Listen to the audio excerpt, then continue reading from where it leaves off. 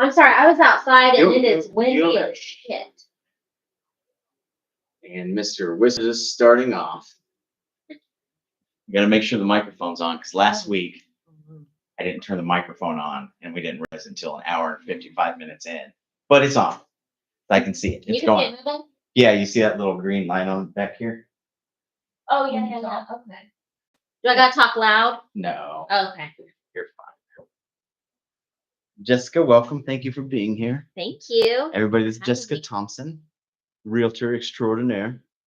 That's actually one of the reasons why I wanted to talk to you because, like, when I was in the East Coast and you were showing Rachel the house, yeah, the way you went through, like, the way you went through the house with Rachel, it didn't feel like you were just trying to sell a house. It felt like you were trying to find us a home. Does that make sense? Yes. You know? That's how I always do it. Yeah, like, and that I think that's important, you know? And I was kind of curious where that drive came from for you. So does that question make sense? Yeah, totally. When I was 20, bought my first house. And my agent just did everything. And I didn't know anything, but it was more, okay, here we go. Moved into my boyfriend, now husband's parents' house. We saved up money for a down payment. And my husband, Anthony, found the house on Craigslist. Old little bungalow. And I'm like, yeah, let's go see it. First house we saw. And I was like, I love it. I want to buy it. And our realtor was like, oh, let's maybe go see one more. And I was like, I don't want to. I want this house, but we'll appease you because he found a few others in the neighborhood. And the second house we went to, it was the only house we went to. And actually, we went to a Roush Coleman house first. And I was like, I don't want to move to Yukon. It's too far away from our jobs because he worked downtown and I worked off of 39th and Penn. And I was like, gas mileage, we can barely afford to like live here where we are now because we were 20, just turned 20. Yeah. And so we go see the second house. Oh my gosh. Smelled like my dad's house. And he's Asian. So you walk in and you're like overwhelmed with this. I call it an Asian smell because it's just how they cook, right? The cooking of the wok and everything. Yes, it's like all over the walls. And I was like, I can't live here. There's no way. No. But it was a cute house. It was very colorful. And I was like, it's not quite my style. Asians do like color. Yes, they love color. And that color was like the color of those books, is kind of teal, you know? And the inside it was like yellow. And I'm like, ugh. So the house we got was like a creamy, it's historic, lots of built-ins in the house, stained and painted, very original, I would say. And I was like, this is it, I want to buy it. And our agent, he didn't like walk us through an old house, right? Like, what do you mean? So what I learned from that was I don't think he had experience selling old houses. Oh, he had experience selling new houses. Yeah, not houses of this age. And so in talking with him, we didn't talk about utilities. What would utilities run on this type of house? How is it insulated? Oh, well, come to find out years later, it wasn't insulated. They never came insulated.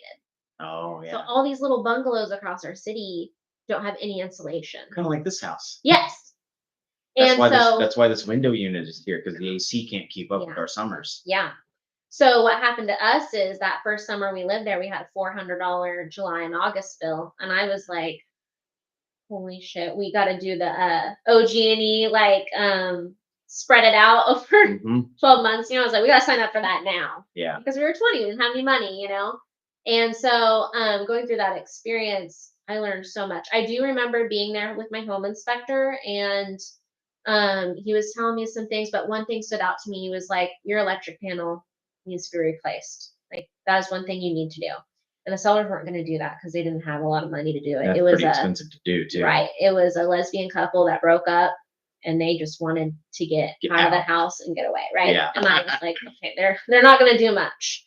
And we bought it for $75,000, which back then was it was a high, but it was a deal. 36. So 16 years ago. Yeah. Okay. So That was 08. Yeah, 16 years. Was that right after the housing crash? Yeah. Okay. Yeah, 2010, we bought our house.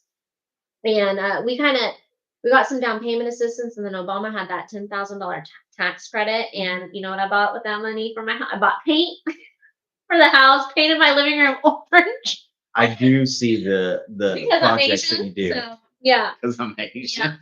We like color. We like color, right? And then we bought our first ever flat screen TV.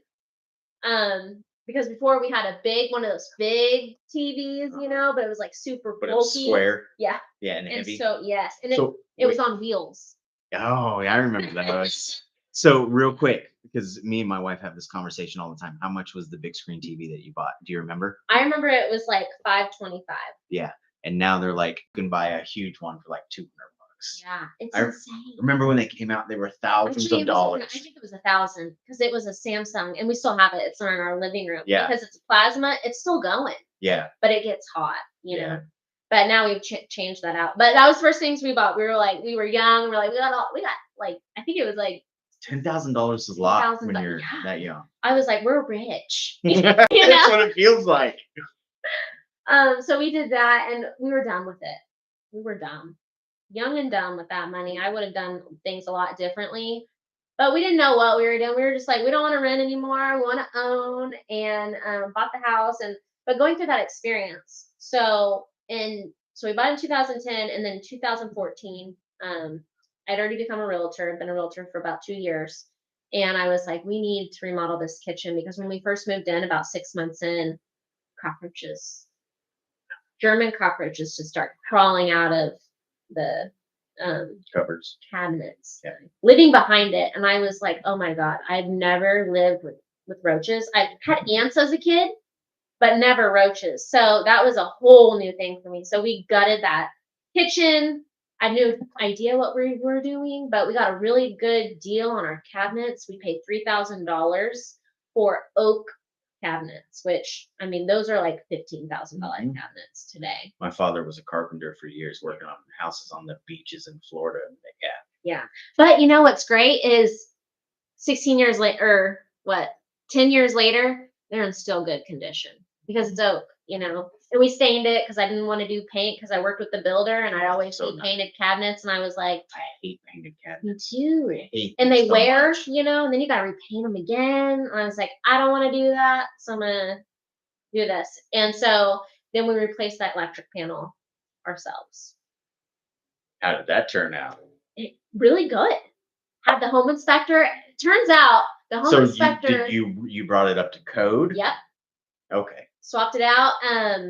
The home inspector we had when I bought the house ended up being the home inspector I worked with as a realtor when I first started. And it took me a while. When I first saw this report, I was like, these look like the report I got. And I went back and looked. I'm like, oh my God, you did my home inspection. And then I just followed him around like a lost kitty. Mm-hmm. Anytime he would inspect a house, I was like right there. I'm like, what are you doing? Okay, what does that do? Yeah. And he'd be like, this and that. I'm like a little 5-year-old. Why? Yeah. Why? Yes, I'm that person. I still do that with some people. Like I'm known to go in the crawl space. That was the one thing that really caught my eye when you're showing Rachel that house is you popped up under that crawl space. I had asked you if the brick was actually a supportive part of the structure, and you looked up under there like, no, brick is just cosmetic. Yeah, just facade. Yeah. So that was where I was like, you know, as a realtor, I don't want to be an agent that just opens doors.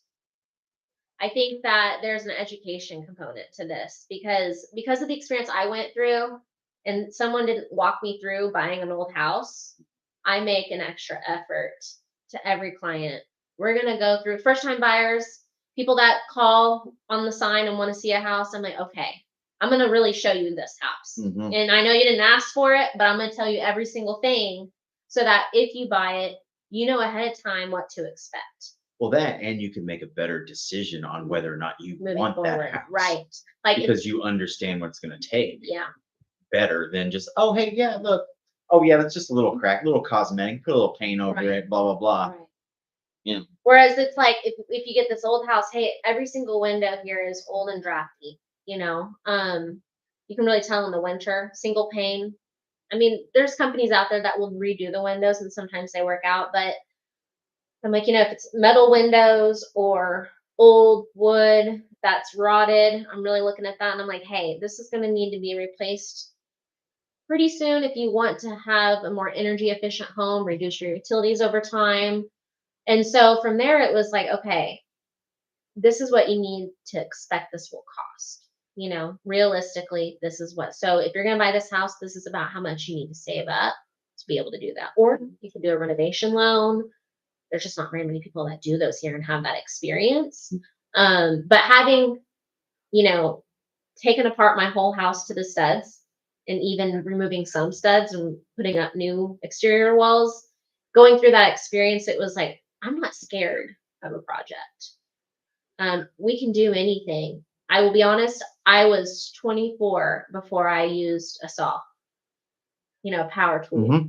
I never had the table. opportunity to do that. Yeah. Oh, yeah. And my husband one day, I'm like, I'm just gonna do it. Try it. Show me what to do, and I did. I'm like, oh, I don't need you. Like, go, I can do it now, And then this weekend we made a chicken coop, and my daughter's over there. You did. I saw the picture of it. Yeah. My daughter's over there. She helped. She's cutting wood and helping us get it built. And I'm like, this is really empowering to be able to use these tools and build something. And I think going back to the whole house stuff, it seems scary at the beginning because you don't know what you're doing, but there's so many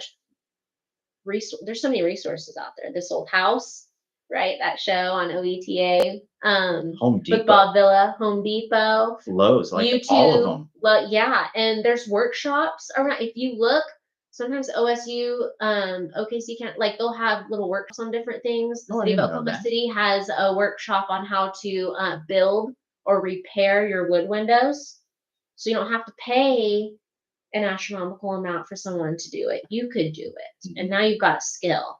Mm-hmm. And so when I look at being a homeowner, it's like, okay, now some people just make enough money where they're like, I don't care. Yeah. But there's some people that are like, maybe they want to feel empowered being a homeowner and learn these things. And so it's like, when I do walk them through the house, I'm like, okay, this is everything sheetrock, right? Most homes have sheetrock that are newer, but homes I'd say built between the 40s and 50s, sometimes 40s, usually still have lath and plaster. So it's like you tap on the wall and you learn to listen for lath and plaster versus sheetrock, because sheetrock's real hollow. Lath and plaster is real hard. Yeah. Because it's plaster. And so there's like little tricks like that. I'll tell people, you can tell when there's been an addition on a house because you can look at the trim work.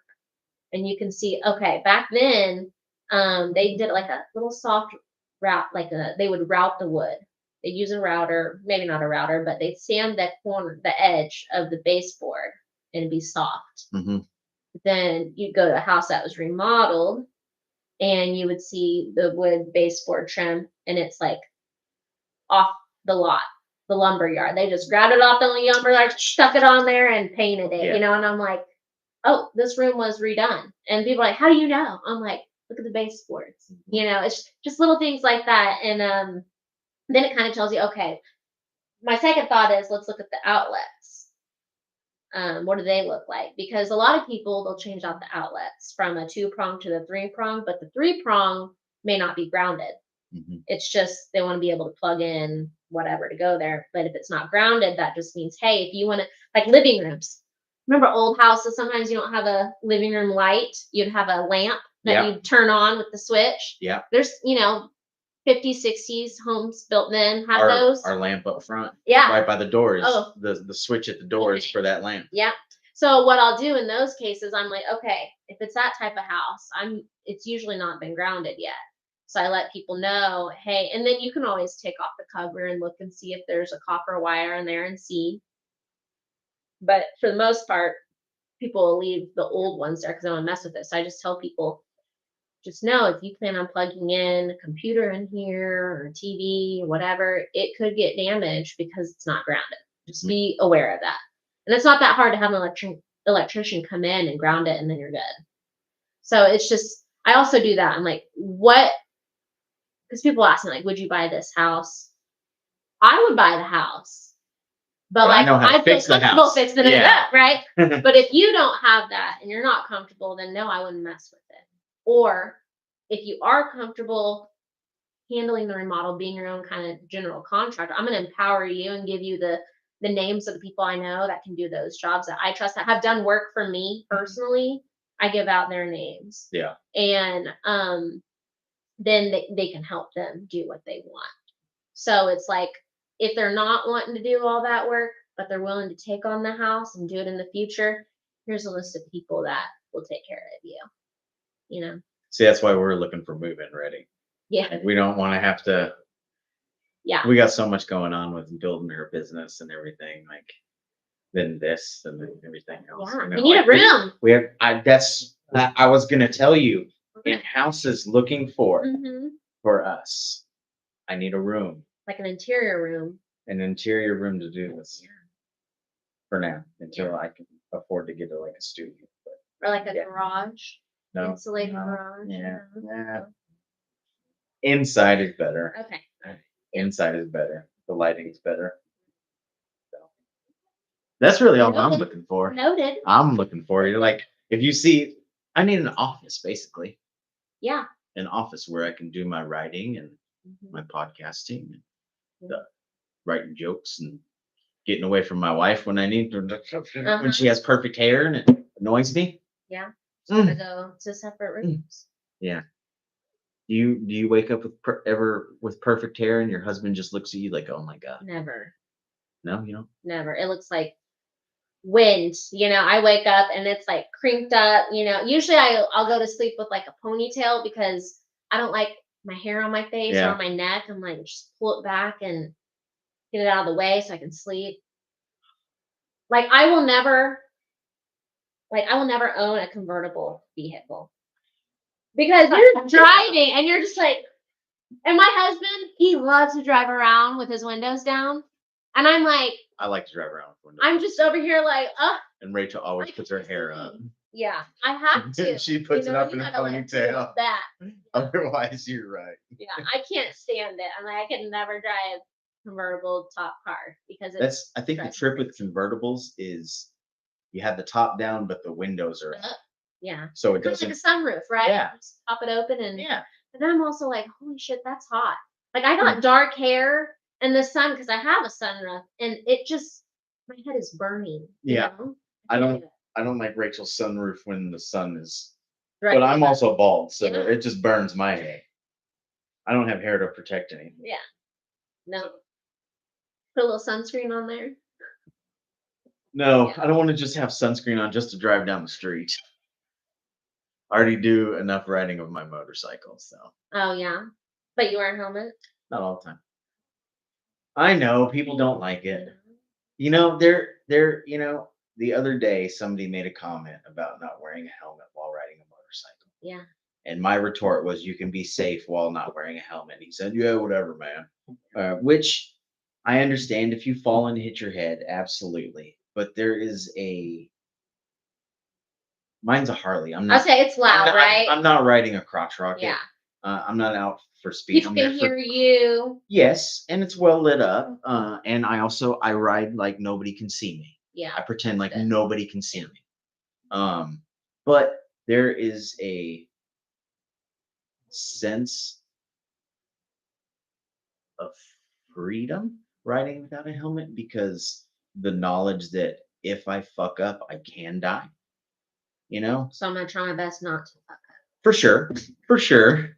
But at the same time, you know, like that's what makes life special is the fact that we all die at one point in time. So to me personally, riding without a helmet is freeing in that way, in a sense. Like in a way, it makes me appreciate life a little bit more. Does that make sense? Yeah. Now, it is not safe. I highly recommend if you're young to wear a helmet or if you're going fast. Yeah. Like when I took my trip around the southeast of the U.S., I wore it. Yeah. You know, because you're out there. I had a full helmet. I'm cruising 90 miles an hour for hours down a highway. You know, it's not just cruising around the city.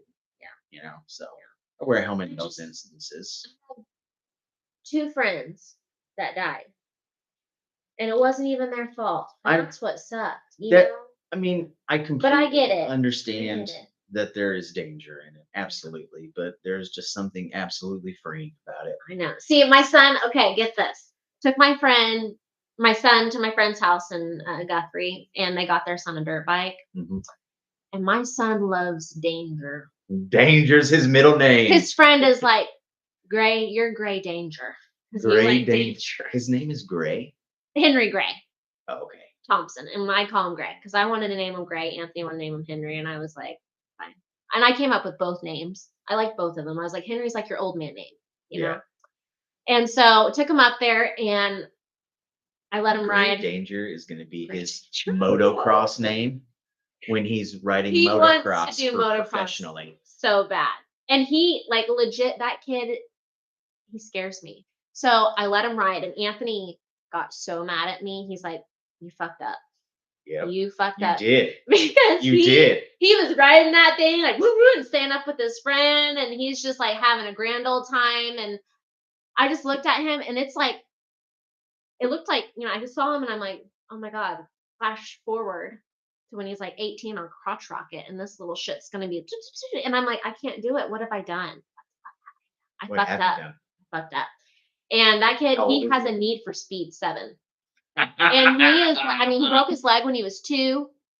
And he was still riding his little tricycle and just dragging his little, he got a full leg, full Dragging cast his leg. ass He's behind dragging the it. tricycle. He's just dragging it behind. And I mean, it did not stop him. And so, and then he's like, his dad works on cars. Mhm. So Your husband, he drifts, right? yeah, he likes He's to drift. professional drifter, right? Well, Not he pro. wants to be. Yeah, And I'm but like, he's really good at it. he is, He's and very I want good. to help him fulfill, because life is short, and I never want to hold him back from. You should have your husband on here talking about Oh yeah, drifting he and would. stuff. I don't really know too much about that, Yeah, he except loves for it. It's a Fast and big Furious thing. Tokyo Drift.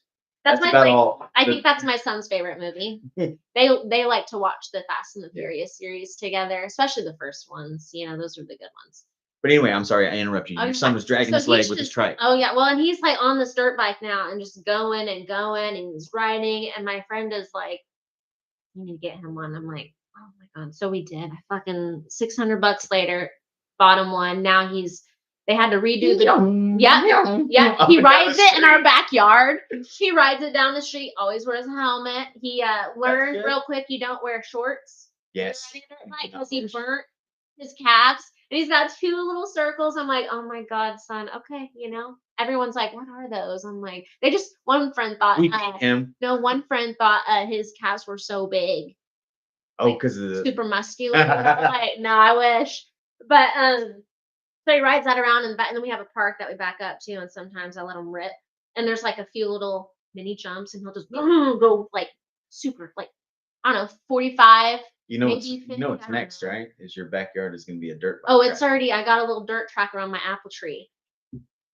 I'm like, I just want a normal backyard. We don't live in the country, you know. Nope. But it's full of cars, and because my husband's a mechanic, you know. And then my son sees him. He's like, I want to be a mechanic like my dad. And I'm like, you know, great. You can change my oil when I get old and your dad dies. Like, you can change my tires and my brakes. Perfect. It's like, awesome. No, I'm kidding. But no, so you're not. No, you're not. Not.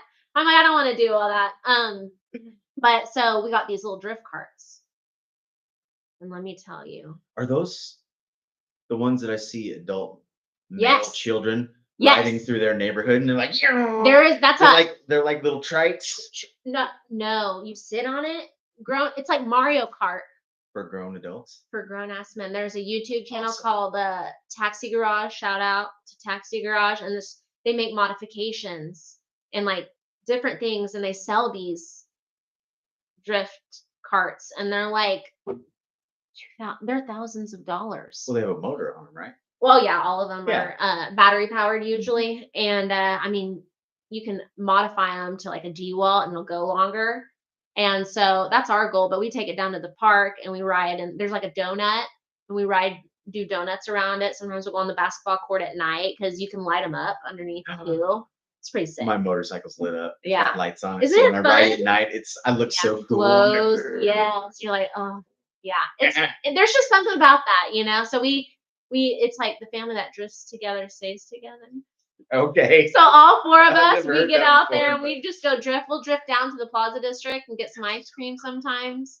And honestly, seeing my husband drift too, it's like a little kid in him, you know. It just comes out, and you're like, you're so damn cute. Like you're a big ass dude in this little cart, and he's just riding around, and he's just no care in the world going. And then my son, holy shit, he's a little badass on these carts. Like he knows how to drive.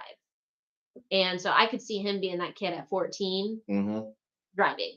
Oh, for sure. And same with my daughter. She's like, I want to be like my dad. No one wants to be like me, the realtor. That's because you sell homes to people. I've been in so many fucking houses and sat there and like waited. I remember one time I showed a house and Olivia was walking through and she was probably like 6 or 7 or maybe 5. And she goes in the room. She's like, goes in the closet, comes back out, and my client's there, and she's like, Mom, that closet is small. And I'm like,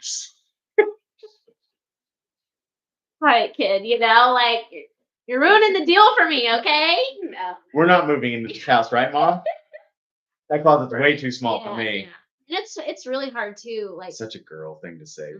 This closet's small, Mom, because like there are small closets out there. They lived much differently back then than we do now with fashion. Fucking small our closets are. Before you leave, I'll show you our closet. It's ridiculously small. It's like you got a little 1.5 here and a 1.5 here, maybe. I'm always telling people, okay, because I sell these old houses, they have small closets. I'm like, listen, this is how we can modify your closet, make it better for you. Yeah. We can take that top row and add a second. We can move it up, add a second row underneath. Because I'm a problem solver. I'm like, okay, if there's any problem, I can fix it. You know, it's just, do you want to do it? You're a little Susie Homemaker. You should start a YouTube video. I've thought about it, but I just. Well, you're always working on your house. You're always doing projects. You know, like building a little drainage for your water to run off properly. Yeah, we're gonna expand that.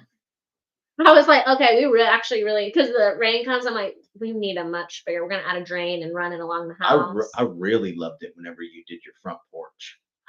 Isn't it when y'all did your front porch, that was amazing. No one saw my vision. I was on Snapchat one day and I took a picture of my house and I zoomed in and colored in how I wanted it to look. I'm like, this is how it's gonna look. And then like everything goes up and my neighbors are just like,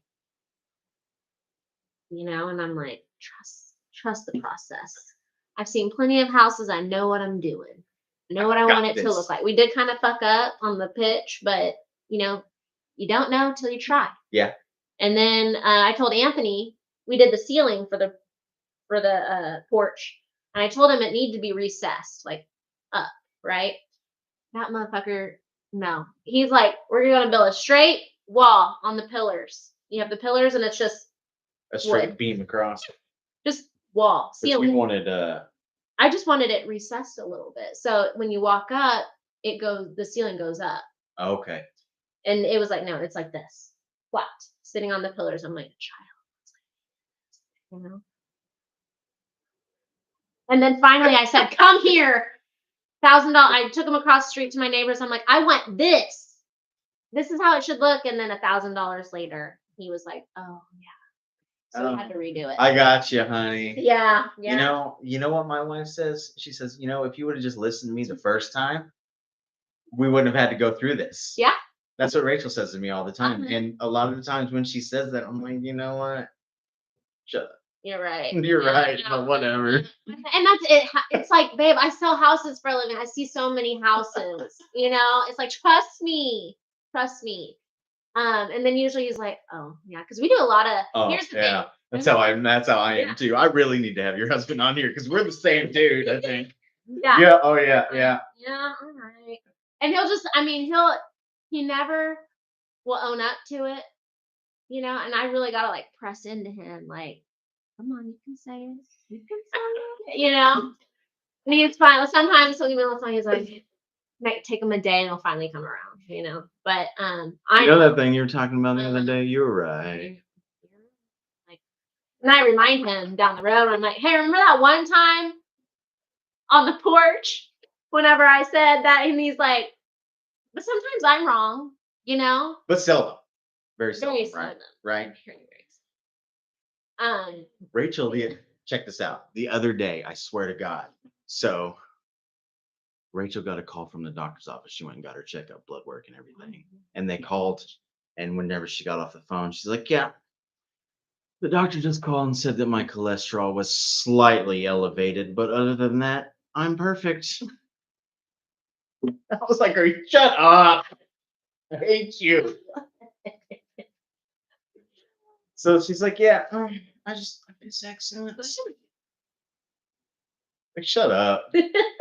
Listen here, Ricky Bobby. Yeah. Oh man, Anthony loves quoting Ricky Bobby. I haven't shown the kids the movie yet. That is one of my favorite If you ain't first, you're Will last. Ferrell movies. It's just that and that line. That's I just wake up in the morning and I'll piss excellence is one of the greatest comedy movie lines ever. That's pretty good. Yeah. He's great. That specific movie is amazing. Yeah. Those two together. I know we're getting sidetracked here, but those two have such great chemistry on camera. They do. You just know it's going to be good. Yeah. You know, watch it all day. Mm-hmm. Yeah, I love that movie. I haven't seen it in a hot minute. We do need to. I'm like, at what age is it appropriate to show my son? But some of the things he's not going to pick up on. You know, my daughter though. Yeah, but you don't want your son repeating what his son's repeating. He already probably does. To be honest with you, he practices saying "motherfucker" behind the couch. He's like, it's a good word. And he'll make up like one day. Did he learn that from you?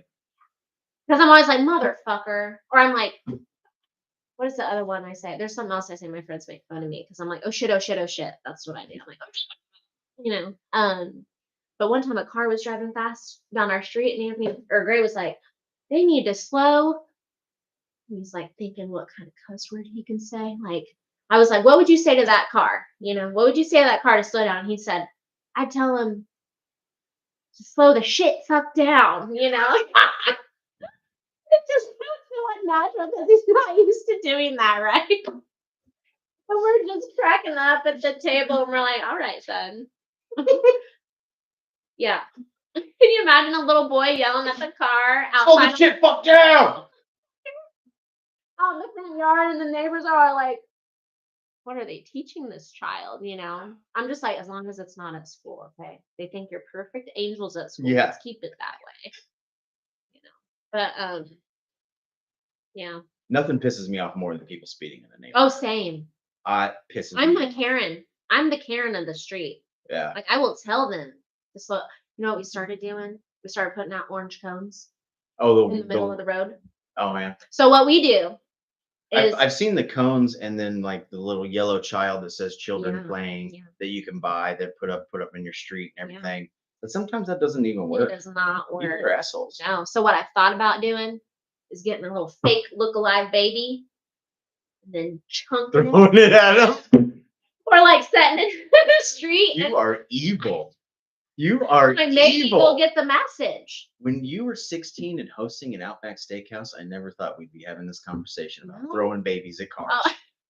Fake babies. Fake babies, but still. I just thought, you know, like, other than me being afraid for my life, I would do that. You know, if I was like a man that didn't give a fuck and was like, I'm ready to die, like, I'd be chunking babies at these little shits. It's high school students. It's like young kids zooming down the street. I don't want to give out exactly where you live, but don't you live around the Plaza area, right? Yeah, and the road we live on, there's a school at the end. Which is Plaza area is 16th and Class into Penn, right? Yeah. That's Plaza. Yeah. Right? Yeah. Okay. So we live on there, and there's a school at the end of the street, and cars it's like they turn down our street and they see that and they're like, fuck, speed up down there to get around and move on with my route, you know? Yeah. And so we always, that's what I go out there and I yell them to slow the fuck down. And sometimes like I'll go hang out at my neighbor's house and sit on their porch and yell at them to slow the fuck down. So if there's ever like a drive-by shooting, they're not going to shoot up at my house. Oh my goodness. You are evil. No, get your friend's house. We all do that. We all do that. But yeah, so, and then we started putting out these cones. What I do is I park about 3 feet from I have a Prius and it is old and it is janky. Everyone calls it Frankenstein because the bumper is zip tied together. And I'm like, I refuse to sell it because the gas mileage as a realtor, it's excellent. Goodness, yeah. So my first showing, I'll go drive the Subaru, make a good first impression, and then the next day I'll show up in the Prius, and they're like, "Well, I didn't know you were Oh, sitting this in is the my other car." car. So I'll park my Prius about 3 feet from the curb. Oh, so it's actually out in the street. Yeah, and then I'll go get my trash can and walk around and park it on the other side about 4 or 5 feet from the curb. And then I'll go get the orange cone and I'll set it out in the middle. So they either have to stop in front of our house and wait for us to move the cone, or they have to get out and move the cone themselves and then get back in their car Yeah. and drive down. Because my whole thing is I want to make it to where you don't want to drive down our street. For sure. If I can limit, I would remember that Yeah. if it was on my regular commute. I'm like, no, I'm staying off that street. Exactly. I'm swear. Let's go this way. And living in the Plaza District, one thing I've learned is people, all the streets are lined up for cars on Friday nights. They're all going to the plaza half the time. One thing I notice, people drive slow down a car line street because they don't want to hit their car. They don't want to hit another car. They don't want They don't want to hit pop their out, car. yeah. They don't want someone to pop out and hit them. And they're also looking for a parking spot, probably. Right, that too. So that's what I was like, oh, I'm gonna close it up a little bit, condense it so they have to slow down here in the middle of the street. That's good. And then they take off. And we used to have 21 kids on our street. Now we're down to like 15 because a family moved. But we have 15 kids on our street that are Sounds like running around, kids are- and they don't know. Sometimes they don't look. Yeah, And they're kids. And I'm outside. I am that parent. I was when I did a little research and was listening to your podcast with Chris and Baker, and he talked about kids playing outside, but you gotta as a parent be aware where they're at, what's out there, because that's always my fear. Is some fucking sick weirdo is gonna kidnap my kids, right? So I'm always outside when they're outside. They don't get to go outside if an adult is not out there because I want to make sure that they're safe, And so, what age do you think you might kind of slack off on that a bit? So, with my daughter, I think I'm a little more lenient. One of the rules is if you do go outside and you're on your own, you got to wear an Apple Watch because I'll know where you're at. Yeah. And then I've let her go around the block. I've let her go down to the park before with friends. She's 10. And so stinking cute. And she thinks she's adorable. She's 10 going on 16. Yeah. I'm telling you. And she thinks I'm like, she didn't think anyone could kidnap her. I'm like, they could kidnap me. You know what I mean? They can just pick you up and throw you in the van and you're gone. And so and my kids are, probably shouldn't say this, but if you had a cute puppy, you're done. Oh, which we do. Gus, come here. Right. We got Gus.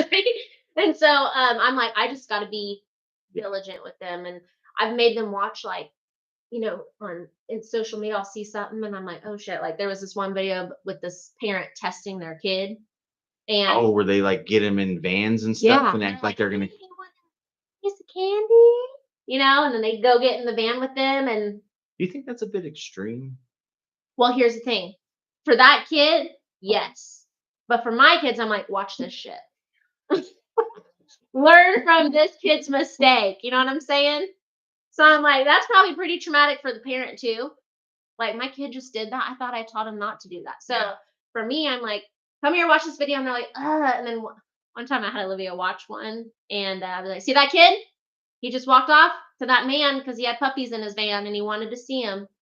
And that's why it doesn't matter what they look like, they could look nice and still take you. It's absolutely true. They don't got to be ugly, they don't have to be homeless looking. They can look like me or you or anyone, and so just to not be as trusting, because my kids are very socialized. They are good talking with adults, other kids. They're very friendly. They're very inclusive. And so that is the only thing as a parent that worries me, is setting up a boundary of, what's appropriate. How do you, besides showing them the videos, how do you go about teaching them those boundaries? Like, do you lay them out? Like for Olivia, she's 10. I mean, Yeah. at 10 years old, you're kind of starting to piece things together Oh yeah. much more than say your son would. Yeah. Yeah. Yeah. Like how do you? She's suspicious of people, of anybody. Like car parks out front. She's like, Mom. Oh, just the other day, some kids egged my neighbor's car. Okay. And some woman came walking down the sidewalk and was just standing in front of our house. And she's like, Mom, there's a woman standing outside of our house. And I'm like, oh, that's weird. And I saw the woman. I'm like, oh, I went on the Ring camera because my house has rings surrounded. Like when people walk by, hi, you are currently being recorded. And they like cross the street, because I want to be able to see if something happens. Mm-hmm. And we actually solved a crime. We actually Help solve a crime. We did. The guy stole a car in our neighborhood and they found the car here in Bethany. Really? Yeah. And he had face tats and their camera whistles. And he looked up when it whistled and it took a good shot, covered in face tats. They found the car in front of his house. It was perfect. It was like, we did that shit. Like true crime. Look at us. Right. But with her, we just talking about those scenarios and like if you get lost, who to find a employee at the store, talk to them. I'm still one of those like hold my hand when we're in certain places. So back about when Olivia was about 8, I took her to Washington DC and I was at a realtor conference and my neighbor, I invited her to come with us. I was like, hey, you're welcome to stay with us, just buy your plane ticket, hang out, go see the city. And then and I want to bring Olivia, can you hang out with her? And she's like, yeah, I'll take her to go do a bunch of stuff. I'm like, awesome. So with that trip, that's when I bought the Apple Watch for her because I was like, we're going to be in a city. I'm not going to be with her. I need her to be able to call her or me in case she gets lost or something. And that was a moment that was really hard for me because as a parent, or as a mom, maybe I'm just like, I want to protect you and I'm overbearing and I'm not a helicopter mom really. It's just in that type of scenario, I'm like, I've already lost a lot of people in my life. And if it was my child, I don't know if I could live with myself with that, Devastating. Yeah. Absolutely. And so I'm going to do everything I can for prevention, in this case. And maybe that's the realtor in me too, of just like, in case this happens, we got to have a backup plan. Mm-hmm. And that backup plan may need to have a backup plan, but at least we're going to know what to do. Right. And so they got a little separated at the zoo one time, and then they were able to quickly find each other. And it was fun. And the Apple Watches, they can track, which is why I wanted it. And then I could track her if I needed to or call. They don't have a great battery life, but it usually lasts for a whole day. Yeah. And it did. But that brought me security of being able to know where she's at. Just because this world looks a lot different than when we were kids, and you just got to be a little more diligent. Well, that's what the other day you went and spoke at your kid's school.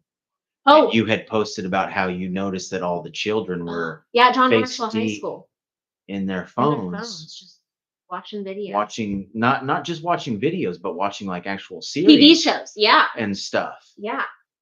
And I saw that and I was like, man, that is really concerning. And I've subbed. So I've also subbed for OKCPS. And I look at these schools, I'm like, man, these teachers, I don't blame why we have a teaching shortage, what they have to deal with. Parents not being on the same page with the teachers. The level of disrespect with some kids. And these kids, they need other things. They need intervention, and that's not clearly happening. I think we need to reform our public education system. I was working on that. I having my kids, so I got involved with my neighborhood school first. Before I had kids, I was just like, this is part of our neighborhood, and my neighbors had kids. I was helping them with their homework because their parents didn't speak English, and I was like, I'll help you, And so I was helping them, and I was like, I want to help out at the school and give back because I didn't have kids at the time. And I was like, what else am I doing with my time? So I got involved with the elementary school, and I realized like they didn't have uh, art at the school. And I couldn't help but think like I went to school with art. I remember art class. Yeah. I had art all the way through high school. Me too. And I'm like, that was an integral part of my life. Yeah. And to know that these kids don't get any exposure to that in elementary school. That was my favorite thing in elementary school was art. I love being creative, right? Yeah. We need those I people. had a creative writing class, which spurred ideas of what I'm doing now. Like, you know what I mean? Like, I can't imagine if I didn't have those classes. Right. You know? So I got involved there, and we did this neat, got some people involved, the creators of Current Studio, who also went on to do Factory Obscura, if you've been there. That's that building that Wayne Coyne owns from the Flaming Lips. And it's like a immersive art experience that you can touch and feel, and kind of like Meow Wolf. Have you heard of that in New Mexico? No. Oh, I'm going to send you tickets, and you Okay. guys are going to go on a date, and you're going to go there. It's Okay. so fun. Okay. So I pulled them in first and was like, we need help at the school. They don't have art here. And they were great because that's what they do is art. They're actually I think they're a B corporation. So they're like making profit, but like giving back and spreading it out amongst each other for the good. Anyway, so they got involved, and we did a school cafeteria fundraiser. And I called my cousin Liz, Liz, Love chef. this. And well, actually, I didn't call her. Actually, she fantastic. Yes, not just a chef. Fantastic chef. Yes, she worked with the food group. Oh my God, U.S. Foods works with U.S. Foods. U.S. Foods donated food to the event, and then they brought in area chefs. Ryan Parrott with in the Paseo. He made some food. So we did a take on school, like a gourmet take on school cafeteria food. Oh, that's cute. People had their little old school lunch little trays, sections in it and everything. Yeah. And they were each given like gourmet mac and cheese and just different items, like the things we wish we could have had when we were in school, right? That Instead tasted of delicious. corn and pizza. Yeah, and salt and pepper maybe for seasoning, like no flavor, very bland, right? And a little carton of milk. Yep. And so we did that, and they raised, I think, well over $5,000. And it was enough to bring in like a teacher, an art teacher, like interim type deal to serve. And it was great. And that was like, okay, I'm going to get involved with school. Fast forward, have a daughter, and I'm like, go to college, learn a little bit about developmental psychology. And I get that butt out of the face. And I was like, oh, what's this Montessori? This sounds really interesting. And I just had my son, and I'm like, I think I'm going to put my daughter in this if I can find it here in Oklahoma.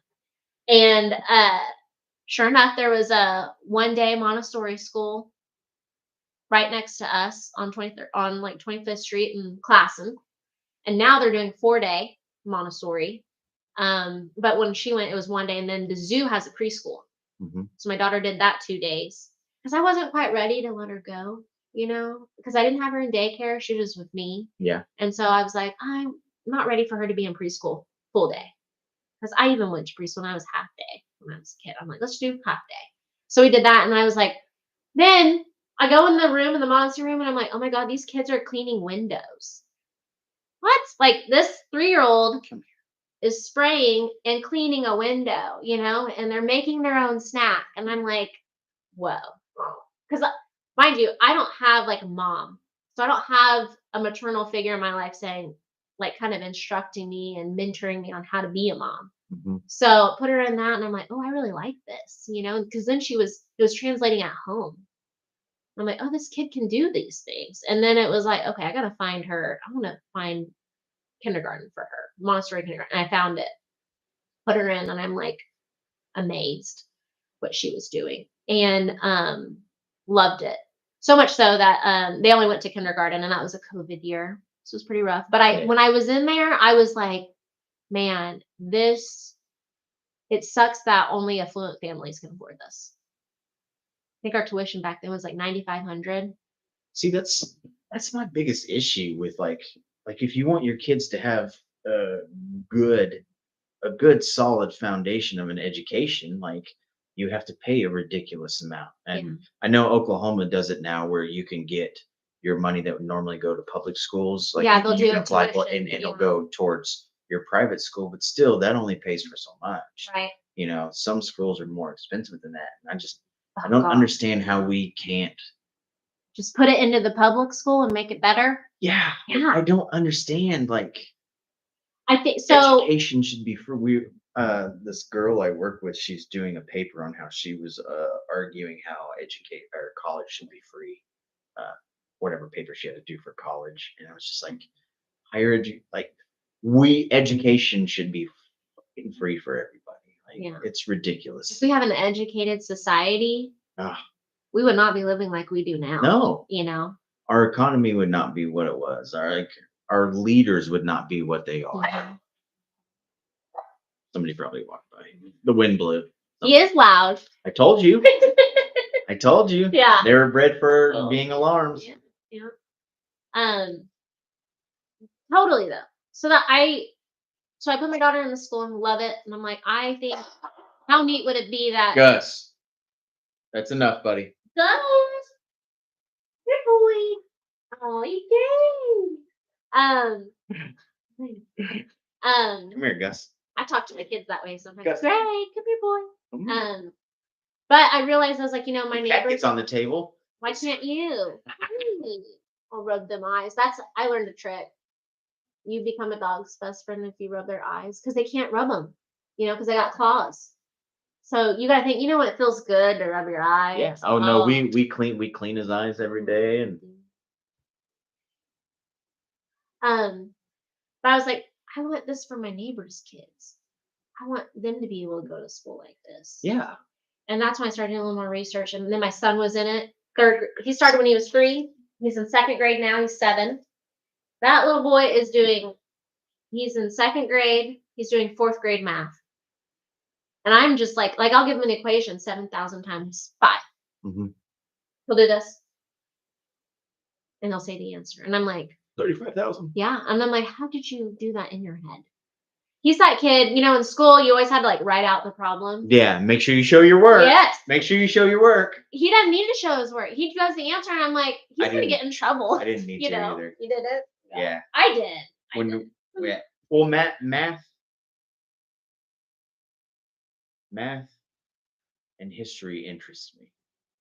Oh, same. So those things, science was pretty cool. Like I had some science teachers that were pretty cool. Like I had an environmental science class that I had one time, which I fucking loved. Okay. Like we went out and tested the water of the lake that was next to our school, like the real hands-on, interesting. as school should be. Yeah. At that specific time, I was going to school in Florida, and we actually took a field trip one day and tested the waters at the beaches. Oh, that's up and down the beaches.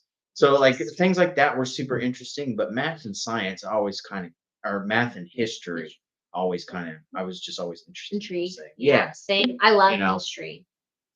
I love it. I'll go deep down into history and just go down the rabbit hole, you know?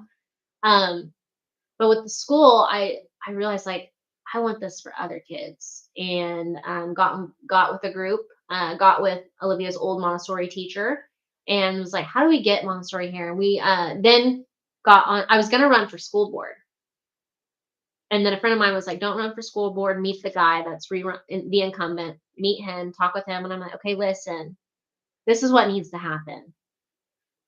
People my age don't want the same experience that we had in school. We want something different for our kids. Mm-hmm. And so, first off, we live in the inner city. Families don't move here for school, typically. They move out here, right? They move in the outskirts. And I realized, I was like, in the suburbs, you have opportunities for scholarships. Why are sports so huge in the suburbs? Because you can potentially get a scholarship and pay for your college. In the inner city, sports aren't great, right? Yeah. And so I thought, okay, how do we attract families? Because OKCPS enrollment was at its height back in the 60s. You could enroll it could hold 70,000 students. We're at 28,000 students now. That's why they closed a bunch of schools recently. And they're like, it's not economical for us anymore. We're losing money. And so they closed down the schools and made some moves and stuff. And from that, I was like, what you have to do is you need to provide, because I'm thinking about me. What did I do? And what can be best for the kids? And why would I stay? All my friends are having kids and moving away. Why am I staying? Mm-hmm. Partly, there's two things with that. But the first part is that I've managed to make it work because I bought a house for $75,000. I could afford the $9,500 in tuition because I didn't live outside of my means. I could do that. But for others, they can't. And so I was like, okay, we're in a daycare desert where I'm at. The places that do offer great childcare, waiting lists, can't get in. And so people move for that reason.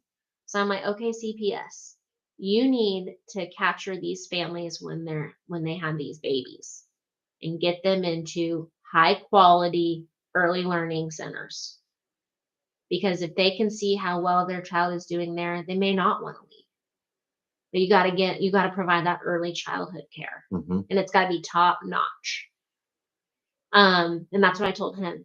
If OKCPS can do that, you can potentially attract these families back into the district. Which is what's happening in your area specifically, because the plaza is kind of blowing up, isn't it? Well, and really, I contribute our whole revitalization of the community, the renaissance, as you will, from the Plaza District, and some money that was pumped into the neighborhood for remodeling the homes and some different community programs that happened. But COVID really did a number too with families and school and stuff like that, to the point where I was like, if we can provide early childhood education, okay, great. So he's put me on this early childhood, high quality early learning committee. And from there, I brought in my friend Vicky, said, hey, let's incorporate some Montessori principles because Montessori is known as high quality education. And so let's bring you in. Let's add to this. And then we realized like, we're just warm bodies in a room. The admin controls everything. Doesn't matter what we say. It doesn't matter what you think, your ideas, nothing. So it was like, and to me, I'm one of those, like, I'm very optimistic. I'm like, let's not settle. Let's aim high. Let's think outside the box. Let's try and do that. What's stopping us? And if there is a roadblock, let's figure a way around it. I'm that person. Like, I will find a way to get around it because that's how bad and how maybe strong-willed I am. But like, I want to leave a legacy. And like this whole school thing, I look at as like a potential, like that's my legacy. I think I do real estate. Don't get me wrong, but like educating our youth, like how do we have peace in the world, starts with our children and how they're taught. If we can teach them peace, intelligent, teach them free thinking, teach them how to do conflict resolution, diplomacy, we can avoid wars. We can avoid major conflicts. It's got to start when you're young, And so, and that's what the Montessori helped me realize as a parent was the way I was brought up wasn't ideal, but I learned over time to acknowledge why it was the way it was and how I can be different, how I can make it better. And so that's kind of how I looked at the school system. I'm like, okay, this has been my experience with my daughter going here. How can I make it better? And so we got a group of us. I tried to get our board members up to Tulsa because Tulsa is the largest school district in the state, and they have 3 public Montessori schools. And I was like, board members, let's go see it. Let's go see what they're doing. Because what's interesting is they're an inner city school that for decades had been decreasing in enrollment. And all of a sudden it went to Montessori and their enrollment through the roof increased. It actually went up and I think doubled. And like people are actually wanting to send their kids to the public school. And so I was like, okay, they're doing something. How can we learn from them? I'm one of those, like, let's try not to repeat the mistakes of others and let's just learn from them. So we don't have to waste that time. Something these people are doing is right. Right. So I'm like, what are they doing that's right? Yeah. So we got Diane, who helped create that program up there. We had her down here, and she was on board. We submitted an application to Oklahoma City Public Schools for a charter Montessori public school, or a public charter Montessori school, first ever in our state. And it got approved. OKCPS approved it. There was first application approved, which has not ever happened. John Rex, downtown, that elementary school, it took The one in right over by the Devon Tower. yeah, Okay. that school. I think they had to apply twice, and then they got approved. Our Montessori school got approved the first time because the board recognized, and we had meetings with them, and we're like, hey, parents want this. And if you can provide, to me, it was like, well, as a Montessori parent, if I can send my kid to a public Montessori, I'm saving $10,000 a year. Hell yeah, I'm going to send my kid here. Yeah. But also, it's about the quality of the teachers and the because Montessori is its own curriculum. It's literally, we see all these things are like, Wait, hang on, real quick before you Yeah. go on. It's not based off like the public education system. no, it is its own curriculum developed by Maria Montessori, who observed children where they were at developmentally, and then introduced works for them. It's like a work is just like their work, like their activity. They call it work because when we're adults, we work, and this is our work. So it translates to children. It's teaching them like we all have. But it's geared job. towards the child. It's meeting the child where they are at developmentally. Because there's always that conversation of, schools don't meet the kids where they're at because they teach to the classroom, not the child. Yes. So you're going to teach to the average. If there's a kid that is excelling, they're going to, it's hard for them to keep excelling. If they're not excelling and they're going, they have a lot more work that's needed, their needs can't be met because the teacher's only one person. Yeah. And they're at the front of the classroom, they're instructing. Montessori is so different. You got a teacher, and they group the classes. So, public schools, this is what grade you're at. Montessori is ages 3 to 6 in one classroom, and then 6 to 9, 9 to 12, 12 to 15. They break them up in years 3 because, one, it's reminiscent of real life. When you go to work, you work with people of all different ages, not just your age. Absolutely. And then you have the older kids in the classroom who are kind of like, they're the leader because they're the older kid, right? And some of those younger kids are like, oh, they see an older kid doing a bigger work. And I say bigger, just like more advanced. Mhm. Because they're there developmentally and they're like, I want to do that. And it kind of just like inspires them to achieve a goal. They make a goal for themselves and I want to do that. And that's also the same philosophy as the way you get better in things is to hang out with people that are better Your than you. environment, yeah. If you want to get better at chess, you play somebody in chess that's better than you. Mhm. And that in turn makes you better. Yeah. And Same with so running and everything. yes, 100%. Absolutely. So they do that. And then the younger kids, sometimes the older kids will give a lesson on a work to a younger kid because they've mastered that lesson. So then, because Maria Montessori observed these kids and Teaching kids, somebody is such a great way to Right? learn something. right? Because now it shows your expertise, right? Well, that and it reiterates in your own brain. Yeah. So what Maria Montessori did when she observed the students was that kids learn more from their peers than they will adults. I learned more the first 2 years out of high school than I ever did in high school. Because it's Sorry, I don't like mean to kids don't listen to adults. They're like you're unrelatable. Losers. Right? You're Yes. old. Ugh, lame. But younger kids, they're like, oh, you're cool. Like you're close to my age and whatever. So they learned, she observed that and was like, okay, this is how it should be set up. And so you see these kids like last year. So I assistant taught last year at my son's Montessori school. Okay. Because I wanted to help with this charter Montessori school. I was like, if I'm going to be part of this board, I really need to understand how this works.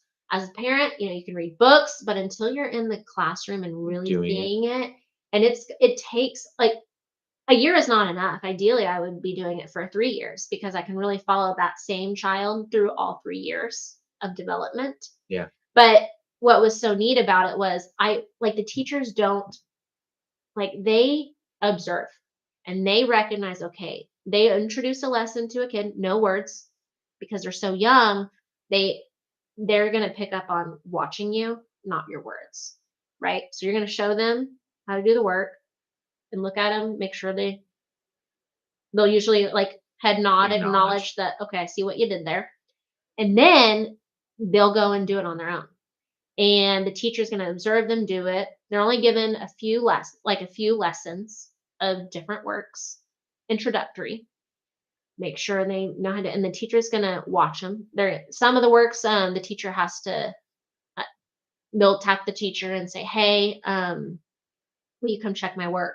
And usually most of the work is kind of it kind of resolved it. Like it's the work that's there. A lot of it, Self-resolution. you can't mess it. If you mess it up, you know it because something's not working. And so they know to fix it, right? It's Montessori 3 to 6 is hands-on, very concrete. They're working on the foundation, right? And so, but the teacher will go check the work. And if they mastered it, they're like, okay, they'll make notes like this is what they are ready for next. And then they'll introduce the next Or thing. if they need to work on something, Yeah, and they need to work on this part, a little bit longer. they got this, And they can choose whatever work they want in the classroom. You can't do that in public school. No. Here's your history book. Turn to chapter 1. Yeah. This is what we're going to learn this week. Here's your center. You're going to be in this center Yeah. for 30 minutes, and then we're going to move on to the next one. And It's then like you're going to take this test, which is multiple choice, regurgitate this information, Yeah. tell me that you got it, blah, blah, blah. all memorization. Yeah. Not really learning. I don't remember shit. Right? Yeah. So there's some things where I'm like, what? I just realized, like in addition or in subtraction, excuse me, when you 10 minus, I don't know, 11 or not 10, 11, like minus 9, you got to cross out that one or, maybe it's 13. I don't know. Anyway, you'll cross out the 10, and you'll put a little 1 next to the 0. Yeah. I never realized like we're borrowing a 10. Yeah. And adding it to this. It was just like, oh, no, you just mark that out, you put a 1. Like, it was never like, I did not have that concrete foundation. That's what I'm saying is they don't teach that shit. They just open your book, regurgitate this information. Oh, here's your diploma. Go on, be a worker. Yeah. So for me, it was like, that was just like in this classroom. These kids if they really want to work on something that they love, they can work on that for however long they want, for the most part. Yeah. Usually they'll move on. But what's also neat about it is they work on it as long as they want, and the other kids have to wait if they want to work on it, which is reminiscent of real life. You don't, as adults, we're not forced to share. We are forced to wait our turn. And that's what they do in the classroom is you wait your turn and then you put it up ready for the next person. And it's just beautiful. That is and awesome. So having my son go through that, I'm like, I really want us to have public Montessori's here in Oklahoma. That would be, and I want to see it not just in our city, in the rural areas. We need it there. Yeah. We need it there. So that's one of those things. It's like a little legacy project. And it all started, and you might be like, how does education relate to real estate? Because I learned in this industry, what is one thing people that have kids say when they're looking for a house? How's the school? And I was like, I mean, can't say I would send my kid to this school, And it's even like on Zillow.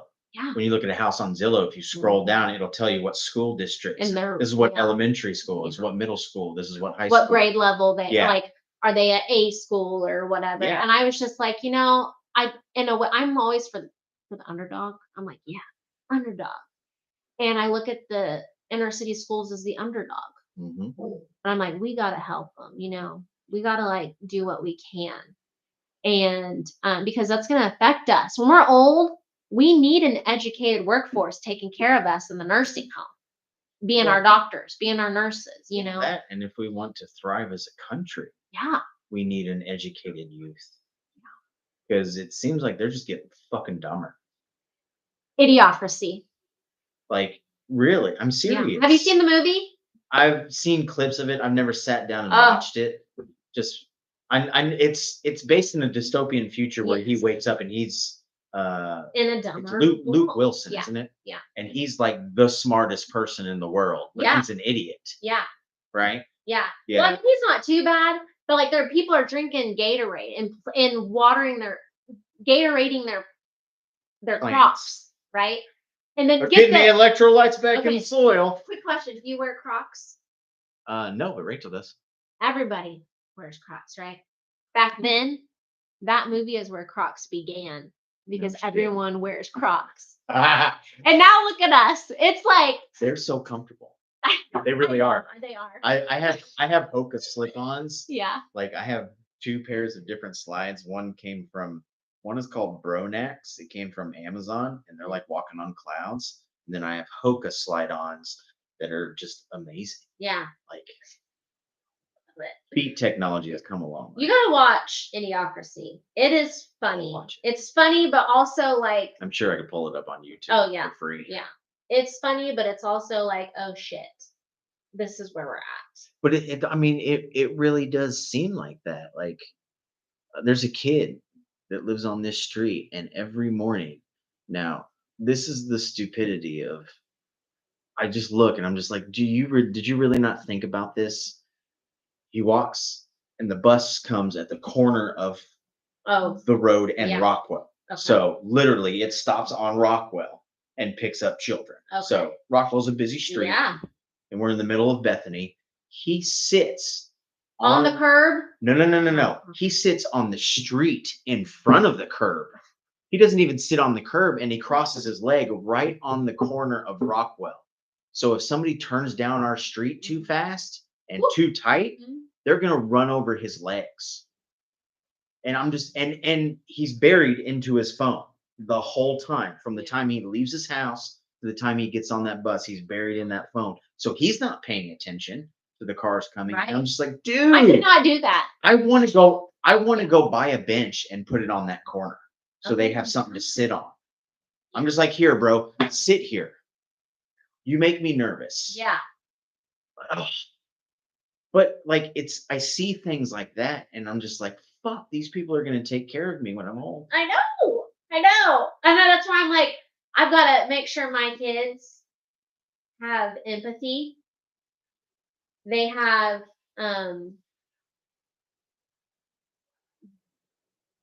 intrinsic motivation. And I'm not, I didn't have kids to like raise me when I'm old, but I do believe in that family unit where we take care of each other. And I like before my grandpa died, I always thought like one day I'm gonna take care of him. He took care of me, and I'm gonna reciprocate that, And then he died, and I was like, well, I don't gotta worry about shit now. Like, thank you, Grandpa. He'd always say, like, if I ever get like that person, just take me out back and shoot me. And I'm like, but then I'll go to jail. So Yeah. I'm not doing that. You're just gonna move in with me, You can just live in my backyard. But then he died, and I will say, like, having lost all that, like the people that raised me really close to, having them all dead, there's freedom with that in a way. Like, I don't have to live up to their expectation. I can go do whatever I want. I don't have to worry about taking care of them now when they're old, like all my other friends with their parents have to worry about. That's what I mean. That thought lingers in the back of my head with my mother. Yeah. She's the only one that's left. Mm-hmm. And well, I mean, she's got a boyfriend now, so they're happy living by the beach. So there you go. They're good right now, but I mean, maybe one day, yeah, you got to start thinking about that. Your brain goes as you get older. If you don't take care, like there might be a little house back there that mom's gonna walk in the middle of podcast. Don't mind me. Yeah. Just getting some water. Yeah. Well, and so what I'm in real estate, when I first started selling houses, I worked with a builder. Did open houses and learned that. I hated that. I still will go take a shot somewhere or get a glass of wine and drink that before I go to an open house because I'm like a nerves. Yeah, I can be an extrovert, but really I'm an introvert. I do good one-on-one, but when it's a stranger, I'm just because I don't want to be that come off as that used car salesman. I don't want to be pushy. You know what I mean? I'm just like, you come to Which me. nobody wants, No. especially when they're making a decision like buying a house. I think about how I would want to be treated. But then there's some people that just don't know what they don't know. True. But that's also one of the things I loved about when you were showing Rachel the house, because at the end, we were like, no, not really. And you were like, well, I guess we just keep looking. Yeah. Which is like, that's what I want. Yeah. You know, that's what we want as the consumer. Yeah. You know, you want somebody that is professional. Well, a professional, but somebody that's not just in it for the money. Yeah. Like, I don't know how many times I've been at a car dealership and a dude sits down across from me. He's got a gold watch on. He's got a gold ring. He's got a gold necklace. Like, dude, you're not trying to help me out. You're trying to make your fucking money this year. And I don't go away. Yeah. I don't want to talk to you because you don't care about me at all. And that is something I've learned in this industry. There are some people that are that way. Yeah. And that is why I went out on my own and created my own brokerage, because they'd be like, well, I just always ran into people, life happens. And have you ever heard of a real estate agent selling a house for free to somebody? Always taking a commission. Yeah, I mean, that's how you make your money, though. Right. Well, and getting in the business, I was like, well, I'll take anything I can get. Like my first clients, I loved working with like grandparent age people, maybe because as I was raised by my grandpa, but it was like, I want to take care of you. And it would be the point sometimes to my own detriment, because I am one of those, I'm really nice and I want to help. And fortunately I don't have a house payment, but like I can be that person now because I don't have that obligation. Yeah. I don't feel like I'm a slave to debt anymore. But I love helping these older people. And it would always, and anyone really, they'd come into a situation where they don't maybe have the money to do a certain repair or something. And I'd go to the agent and like, hey, do you want to come down on the commission to help the deal go through so that they can own this house? And they would, usually we'll work something out always. But there are brokerages out there that are like, they've got that whiteboard and they're saying, this is who's got top sales, and how many have you sold? And there's some brokerages where you can only sell a minimum amount of houses to stay with that brokerage. And I never wanted to be in that position because I didn't want to feel forced. But also to me, it was like a lot of realtors will post like volume. Like I sold $1 million, like I had $1 million close in production. And at the beginning I was like, oh, cool. Like, yeah, I love it. I'm going to do it. But then I started thinking as a consumer, like, how does that look when you're just posting about volume? Oh, I closed on this house. Like, what about the story of the people? No one gives a shit about the number. I mean, maybe some do. Like, yeah, they want to know you close houses, right? Yeah. But I think for me, it's more about the story of the people. Like, I like to share. These people have been looking for a house for 2 years, and we finally found the perfect house for them. Yeah. They wanted blah, blah, this, and this, and it came in this package, Like, I think sharing that story is what connects a salesperson to the consumer, is because it could be relatable. Like you're well, that and you're approachable. Genuine. Yeah. You're genuine. Yeah. You genuinely want people to own this home. Yeah. This is going to be their home for 25 years. They're going to raise kids. They're going to fall asleep together for the next 30 years until they, Yeah. Like, those are beautiful stories. And that is what life is about. And so living in my neighborhood, when I first moved in there, like houses were, like I said, $75,000. You don't make a lot of money selling houses. You can't really make a living at the beginning when I started real estate in my neighborhood. But I had this client or this lady call me, and she lived on 16th Street, right down the street from the plaza. And I'd like sent out postcards to people, let them know I sell real estate in the neighborhood and telling them like what their house is worth-ish, just so they know. Because there's some people that go in there, wholesalers will be like, oh, I'll buy your house for 60 grand, but the house is worth 90. They're not going to tell them that. Yeah. They're going to go sell that contract to someone else and make 30 grand off that. There are sleazy people like that that want to get rich off of doing nothing. Yeah. Whenever my mom moved, people came in like that. Yeah. And I'm more like, hold up. yeah, maybe 60, but if we can do some of this stuff, like if I'm a listing agent, let's help you fix up this house a little bit so you can get more Yeah, if and we you can put walk 10 away. grand in it, we Yeah. can sell it for an additional Maybe 30 or right. something. And I've done that on the Yeah. south side. I had a client, I went over there, I was painting, doing all this stuff, and they couldn't believe how much money they got for a house. And it was nice, you know, restain their deck. I did a ton of work, you know. But it was like, that's that's how you help people. That is the difference between just a real estate agent or a wholesaler and a realtor. Mhm. A realtor is going to go above and beyond because it's about the consumer. It should be, right? But I had back to that lady on 16th Street. She saw the sign and had the house. I'm like, I think we could get 120 for it, which was unheard of in our neighborhood. You could not get a house for 120. It's like, with the way things are going and the comps are moving up a little bit, I think we can try 120. It's pretty nice in here, but it had a basement and it needed foundation work. And she's like, I don't have the money to do the repair. So I went and found a contractor that would repair it the week of closing and then get paid out of the proceeds. Because I think she made $80,000 off that house ish. And so she took the 20, paid the contractor back. And then one of the reasons why she was saying was she just didn't want to be a homeowner anymore. It was just like, Yeah. She's one of those, she'd rather rent. Yeah. And I get it. But, because she's not handy, it's just her. She'll make a lot of money to do repairs on homes. It's just rent was more feasible for her. Absolutely. But so we did that, but she needed to have back surgery.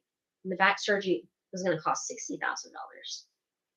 And so I helped her be able to close that house and she was able to get back surgery. See, You know, isn't that beautiful? That's beautiful. Like, that's amazing, you know? And like, what? It's what pisses me off about people. Like, if people were more like that Yeah. on Treat every others day, the way yeah, you want to be treated. like, we would be such an amazing, like, people already want to fucking come to the US. Like, just imagine if it was so much nicer. Ugh. Yes. That starts with education. It does. So I had another lady in the neighborhood around the corner. She went to OCU law school. Her parents bought cash $40,000 from HUD. It was like a HUD auction house, and they put a little money into it. And she lived there while she was going to college, which is great. Like as a parent, that's really awesome to do for your kid. And I would only do that for my kid as long as they were really trying, you know, and not bumming off of mom or dad, right? But she stayed in it, lived in it, and then she was gonna sell it. Met her at an open house. Just, here's my info if you ever want to talk, sell your house, whatever. And so she called me after she had called a wholesaler in, and they were like, "Oh, we'll offer you 60,000 for the house." She's like, "I think it's worth more," based off of talking to me at that open house. And so she called me in, and I was like, "Oh, it's worth one." I think we did 109 or maybe it was 120. Around 120 is pretty popular at that time.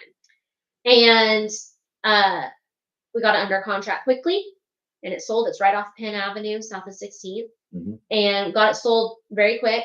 And her mom had been diagnosed with like a stage 4 terminal cancer, and she just wanted to be able to sell a house and get married before her mom died. This is gonna make me fucking cry. I'm sorry, and so it was just like, oh my god, you know. And I helped her close.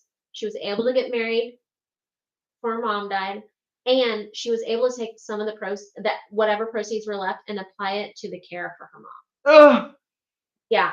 oh, right in the feelers. I know. Right in the feelers. Those two stories are like, this is why I love what I can do in real estate. I can really impact people's lives and help them. When I was in college, I wanted to be a social worker, and then they had like a state shutdown, and I'm like, how the fuck am I going to get paid if I work for the state? Yeah. And I have a mortgage. Like, what am I going to do? And I was like, I'm not doing that, you know. But then I was like, real estate, in a way, you're kind of like a social worker, you know. You deal with people in their lives. Some people have domestic violence situations and need to get out, and it's like, how can we help you? Yeah. And that's why I opened my own brokerage. I had someone reach out to me that had gone through something like that and was worried that they just bought the house, only been there for a year, and was worried that they wouldn't be able to afford it on their own. And I'm like, I will sell your house for free. so that you don't have a foreclosure on your name and that doesn't mess you up down the road. Because you got a foreclosure on you, you can't buy a house for 7 years. Yeah. And you got to start over, you know? And I'm like, what does that do to the children, you know, in the home? Like, it's like, this is how this cycle of poverty can start. Mm-hmm. So I'm like, if I can have an impact in preventing that, I'm going to do it. That's amazing. So I said, I will sell your house rate. Fortunately, didn't have to do that. Didn't have to go down that road. But being my own broker, I can make that decision. Yeah, if you were working for somebody, they'd be like, no, we can't. No, I got to make my percentage. we got to make this commission. Yeah. And to me, I'm like, that's when we're getting away from the good we can do in this with our license to sell. Now, you know, you got to worry about liability and errors and omissions. You got to worry about that. You know, you got to make sure you're doing everything right. Fortunately, so far, I think I have been doing it for 13 years. This month, Halloween, I Congratulations. passed my exam, so it'll be 13 years. Thank you. Literally on Halloween? Yeah. Oh, wow. Yeah. I love it. I think that's why I chose that day. I'm like, this is so cool. I want to, it's like a great reminder, a little anniversary, you know? But that's where I was like, you know, real estate is, you see these people, and it's all about money and volume and what they drive. And I still drive my little beat up Prius because to me, I'm like, I'm still relatable to people, you know? Yeah. And I don't want to ever lose that. And I want my kids to grow up in that. Like, I'll never live in a fancy mansion. I don't want my kids to grow up the easy way. I want them not necessarily to know hardship, but I want them to know, what that means, so that they will have that intrinsic motivation to, you know, reach for more and try. And to me too, if I die, I want to make sure that they're going to be able to get by. You know, they're going to be able to survive without me. Yeah. And that's the one thing they don't tell you when you have kids. I did some deep thinking a while back, a couple of years ago, and I was like, man, you know, my kids are going to live after I die. And what does that like, what does that look like? Mm-hmm. You know, like how it's that one part where we don't get, it's like a project you start, but you never get to finish it. Or see the finished product. You never get to see the finished product, you know? And to me, I was like, that's scary, you know, in a way, just because you're like, you just, as a parent, you want to do everything you can to make sure your child doesn't suffer. You know, I say suffer, but like unreasonably suffer, yeah, I know. You know, and you want to make sure they're loved and cared for. And you can't do that when you're dead, you know? So that was something that was kind of man, that kind of sucks. You know, I don't get to live out that story or get to read the rest of that story, be part of that story, you know, after you're gone. Mm-hmm. And so that's something I never thought of until I had kids. I'm like, damn. I got to teach these kids right. Yeah, exactly. Can't fuck up. That's the other reason why we live where we live, because it is real life where we live. We still have the homeless people walking around. Oh, I was gonna say, you know, 2 streets north of the plaza, it's like Crackhead City. South. Yeah. South. I mean, and when I bought in the neighborhood, we had a ton of prostitutes. Yeah. And I mean, I was mistaken as a prostitute at one point in time. My first showing ever, I had to go meet 2 old men at a house south of 10th Street, and it was vacant. It was vacant and boarded up. No sign in the front yard. I'm like, I never met these men. I'm packing because I have my concealed carry license. Oh, yeah. Little old me. And we roll up and get there. I'm like, they're 2 old men. Okay, I think I'm all right. Because realtor safety is huge. Like, normally you want to meet people at an office. You want to ask for their ID, especially if they're strangers. I need your ID to confirm, like, we have you on file in case you do anything crazy. Yeah. Yep. And so, like, that's realtor safety. So if a realtor, if you, like, I know you, but if I didn't know you, there's things that protocol, you know. And so meet these 2 old white-haired men there, and door was boarded up, no sign in the yard, so we walk around to the back. Can you imagine being a neighbor, like looking through your window, and you're like, what's that young lady doing with those 2 old men walking Whore. behind that vacant house. Whore. Yeah. So we walk back there. I've seen this movie. Yeah. We walk back there, and a homeless guy walks out from under the house, and I'm like, holy shit! Like, he was fine. He just talked to himself and went the other way, and I'm like, all right, he's been living under this house, FYI. You know. Yeah, we just found this Mind out. you, Didn't know. This is my first showing on my own ever, and it was a lead that came in at the office when we were in the plaza. So he goes off, and on the door is an old, like a locker combo box. Mhm. And I remember it was Fox, Fox. I could not I had to like Google how to do an old school locker combo. Like 3 to the left, Yeah. 2 to the right, 1 to the left. Yes. And so 5 minutes I'm over there just fucking trying, you know. And they really wanted to see it. It was a guy and his brother, a man and his brother. And the next thing I know, fucking out from behind the corner of the house, a cop, guns ablaze, walked, and they're like, "What are you doing?" And I'm like, "Woo!" You know. Yeah. And you know, holy shit! My first showing ever, and I got the police there with guns pointed at us. My first showing ever, and then I remember going home thinking, like, rethinking my decision about becoming an agent. I'm like, maybe I don't want to do this. This is fucking crazy, right? So I'm like, you know, This house was on just south of 10th south of 10th on Penn. on Western. Okay, all right. Like now they're all buying them and making them modern, you Yeah. know. So my hands are up. I'm like, officer, I have a gun in my purse. And those guys didn't know I had a gun, you know, but I have a gun in my purse. And he was like, because it's me. Yeah. I'm little. I'm not a threat to them. Yeah. But they teach you in your concealed carry class To identify yourself. Yeah, And tell 'em where it's I at. have a weapon. I have a weapon. I do have a weapon on me. I am armed. Yeah, Yeah. absolutely. And so I was like, oh, I'm prepared for this. Like, yeah, you know. I went to school for this. I'm good. Follow my lead, guys. Yeah. And so they're like, oh, no, okay. I'm like, I'm just showing the house. There's no sign, you know. And they're like, oh. Apparently a neighbor saw us and they called the cops on us because they're like, we don't want none of that over here, you know. None of that hooker business. Yeah. So my first showing ever, I'm You got mistaken for a hooker taking 2 old men to the back of a boarded out house. with no sign out front. Wow. So then we go inside. We finally get inside, and there's like needles everywhere. There's a dirty mattress, shit in the toilet because there's no running water. And I'm like, that fucking guy was living in here. Like there's a hole, and he was living in this house with several others. Oh, so he'd come in through the bottom and then come through the floor. Yes, that's a thing. Yeah. And so we get outside after walking, and I mean, I'm one of those realtors where I'm like, okay, because I'm very sensitive to dog and cat smells, which is great if you're a realtor because you're like, oh yeah, this house.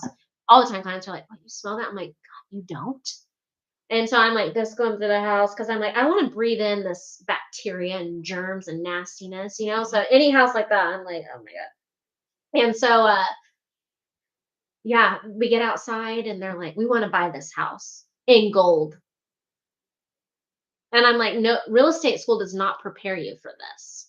Oh, Here's a brick of gold. yes, that was my thought. I'm like, how the fuck does this work? Like, what do I do? And so I was like, okay. And I'm like, I'll go back to my office because I'm like, I can't they don't know this is my first time like showing a house. I've never written an offer on anything, you know, so I got to play it off. Yeah. I'm like, okay.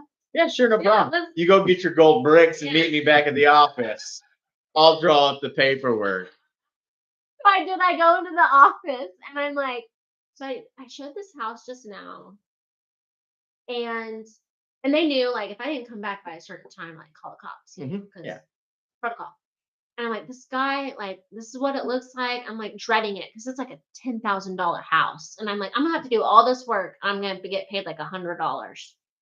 And I got to deal with like this. So I'm like, he said he wanted to buy the house in gold. And the broker looked over at me. He's been doing it for like 11 years at that time. And he's like, what?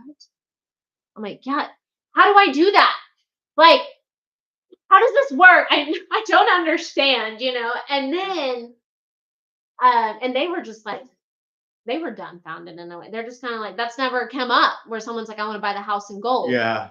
Come to find out, he had his money, like he had gold that he was gonna trade in and Oh, pay cash. okay. But like when they say I'm gonna buy it in gold, I'm like, gold bricks was my immediate thought. Like I don't know how to do this. I don't know how. Nothing prepared me, you know. And then after that, that's kind of like been my real estate career. It's just like so many fucking like never have I ever. hmm Like I would win that game in real estate. I had an old lady, 93-year-old lady. She wanted to sell some properties because she's old and died like 2 days before closing. Oh, no.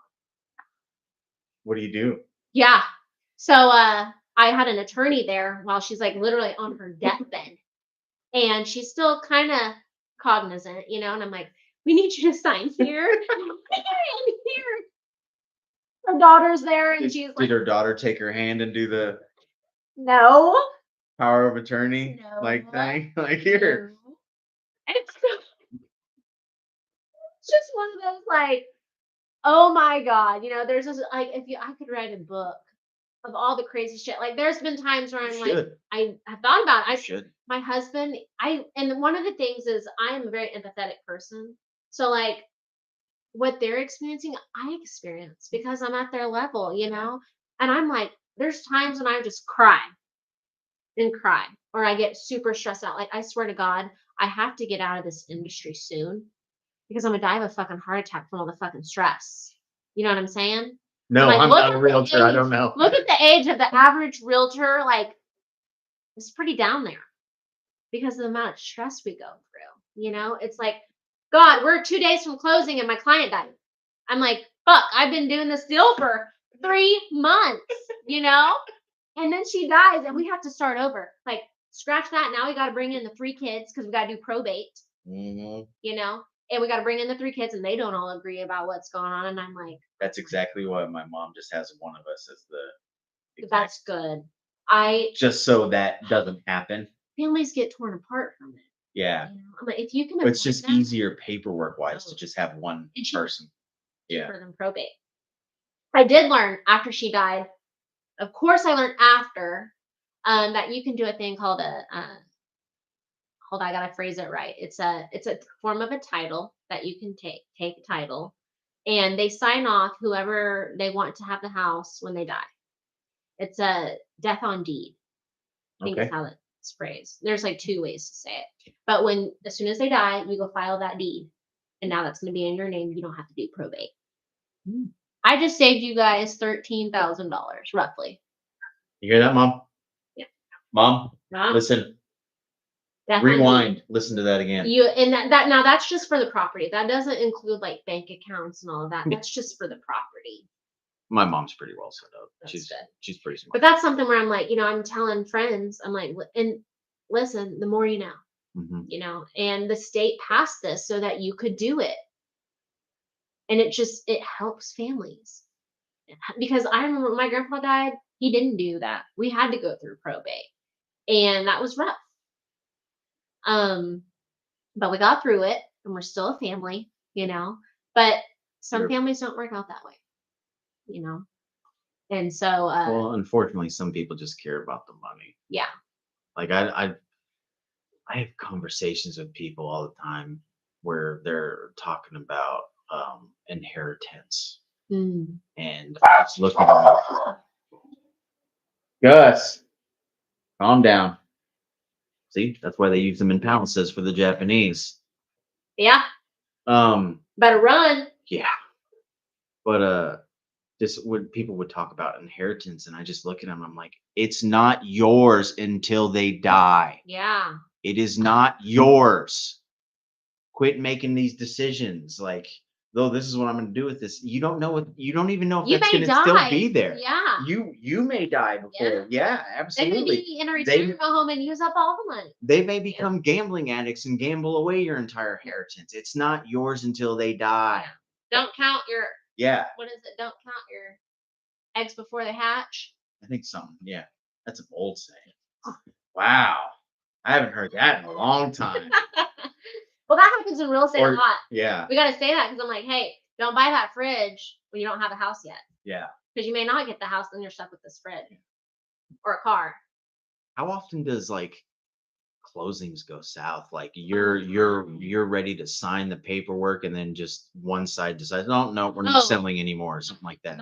It doesn't happen very often because once you get to that point, it's like the buyer would likely sue you for Oh, really? specific performance, and now you got to go to the judge, and the judge will probably force them to close unless they can prove something. Yeah. Like this last year was like the year of mold houses. Okay. Been doing it for 12 years, no house with mold issues, and then bam, 3 houses. And I'm like, my God, I just want to be done. Mold is a bitch. Dude. Mold is a bit like and I told my client, I said, listen, I like it when my clients don't buy a house that has a tenant in it because they're going to close on that house. I don't know if that tenant is going to be revengeful because maybe they don't have another place to go, or maybe they didn't get along with the landlord. How are they going to leave that property? How they leave that property is what you're inheriting. Yeah. Right. But that's also why you do a final walkthrough so that you can go to the owner and say, this does not look like the way it looked when I saw it on the day that I made the offer. Yeah. Which is a thing. But the other part is tenants don't take care of the property because they usually don't know how to take care of the property. And so they're not going to take care of it the way maybe a homeowner would. Absolutely. You know, they're not going to report that there's been a leak at so-and-so, you know, they're just going to let it keep going sometimes because they just don't know how to handle it, or just don't want to work. They don't want the rent to go up because it has to get fixed now, you know. And with that this is a house, thought on renters' minds. Yeah. Absolutely. So I look at that perspective. I'm like, there are so many things that could go wrong that to me, it's not worth putting all your money into this and that happening. Mm-hmm. So I told my clients this and was like, I really advise against buying a house with a tenant. Wait, I like to tell landlords, like, if you're going to sell this house, let's wait until they're gone so that we can fix whatever needs to be done. And there's not going to be a vengeful case of something, you know? And, they went ahead and wanted to make an offer. And as an agent, like, we have to do what you want us to do within You can reason, advise of all course. day long, Right. but it's their decision. Mhm. And I am there to fulfill their wish or fulfill their decision as long as it's legal, right? And we're under contract, and they the week of closing, like a few days before closing, house is empty, tenants moved out, and I opened the closet that we couldn't see before because it was just stacked full of crap. There was no way we're going to be able to like move all that, and you don't typically touch tenants' things either. Mhm. So we were just like, okay, did a home inspection. It wasn't caught. Their mold wasn't caught because they couldn't inspect that closet. It wasn't accessible, and their job isn't to move furniture. This is what's here, and we're going to inspect what we can get to. Mm-hmm. And so, we look there, and I'm like, oh my God, that's mold. Now I'm like, what do I do? Because I've never had to deal with this scenario. So fortunately, I've got a good group of realtor friends that I can lean on and be like, hey, this happened. What'd you run it? And I had an attorney at that time. Still do. He's great. Love him. He's young, and I can call him up and be like, hey, what do we do in this case? And he's like, this, and that. I like agents who have an attorney as a retainer. It's great. It's helpful. But called him up, was like, what are their options? And that's the thing about being an agent. That's how we need to be with our clients. What are your options? Let me go find out. Or you go find them out. Like, really, I shouldn't be going to find out. I should be giving you the resource to go find out. Mhm. But I'm also like, above and beyond. Yeah. So I'm like, we're going to figure it out. And I need to make sure that I fully understand it too, so that I am advising them correctly. And it also helps you in future instances Yes. where you might come across the same Exactly. thing. Yeah. So that's what we did. Listen to him, and we're like, this is how we get out of buying this house. And then after I got him out, they were so grateful, you know. And then she said to me, now I understand why you prefer not to show houses that have tenants. And I'm like, yeah. Because she's out all the inspections that she paid her appraisal. She's out all that money. And I'm like, it's just sometimes it's like, do you want to deal with all of that? The unknowns. Yeah. And yeah. That's it. I love the way you work. This is why I wanted you on. Yeah. This is, you're doing good, Thank you. and I love that. You know. You were always my favorite salad tosser. Do you know how bad that just sounded? We worked on making salad. No, just let them think of whatever they want. Let them think whatever they want. It's always between me and you, right? Can't wait till you get home, Mama Bear. I'll show you my skills. Yeah. No, I was thinking about that today, and I was going way back, and I was kind of listening to some music I listened to in high school to like get me in that like mindset of like, man, going back to the days of when we worked together. Yeah, I mean that's when I met you. You were a hostess at Outback, Yeah. and Turn think- to go. yeah, and I think that's right around the time because I don't remember what year it was, but me and Joe. Yeah. Remember my old roommate Joe? Oh, maybe. Not little Joe. Yeah, not little Big Joe worked in the kitchen with me. Okay. I didn't know that. Yeah, we were roommates. Okay. We actually interviewed at Outback together. Well, because we had worked. You remember Santa Fe Cattle Company? Yeah. Used to be on Expressway just west of Council. Mm-hmm. So we worked there, and then I showed up to work one morning and walked in, and the GM was like, "Hey man, we're closed." And you're like, oh fuck.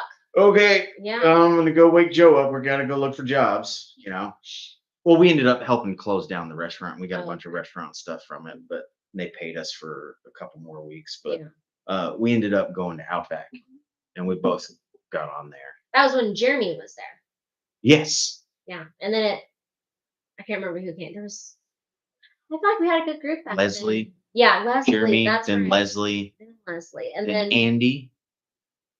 Andy. Yeah. Yeah. No, it was Andy that was Andy. there. Andy. I wasn't there when Andy was there. I got there when Leslie was there. So it's Leslie, Andy, then Leslie, then came Jeremy. Yeah. over when that Outback on the south side caught on fire. Meridian. Yeah. It's still a And it's spot. still, yeah. No, actually they're putting a hotel up in that spot. Oh, that's right. I think. Okay. Yeah, I think you're right. Yeah. I think they're putting a hotel up in that spot. As a waitress. Yeah. Right there. But I can't remember who the kitchen manager was then. It was Dark hair. Alex. Was it Alex? Black. It was like dark black hair. I want to say bigger guy. I can't remember if it was his name Alex. Bigger guy. Ish. No, Little chunky. I don't know. I don't know. But Long my time ago. interview, I got Disty. Mhm. Got me an interview with him. And that's how I got the job. Was because I was able to Disty help me out with that.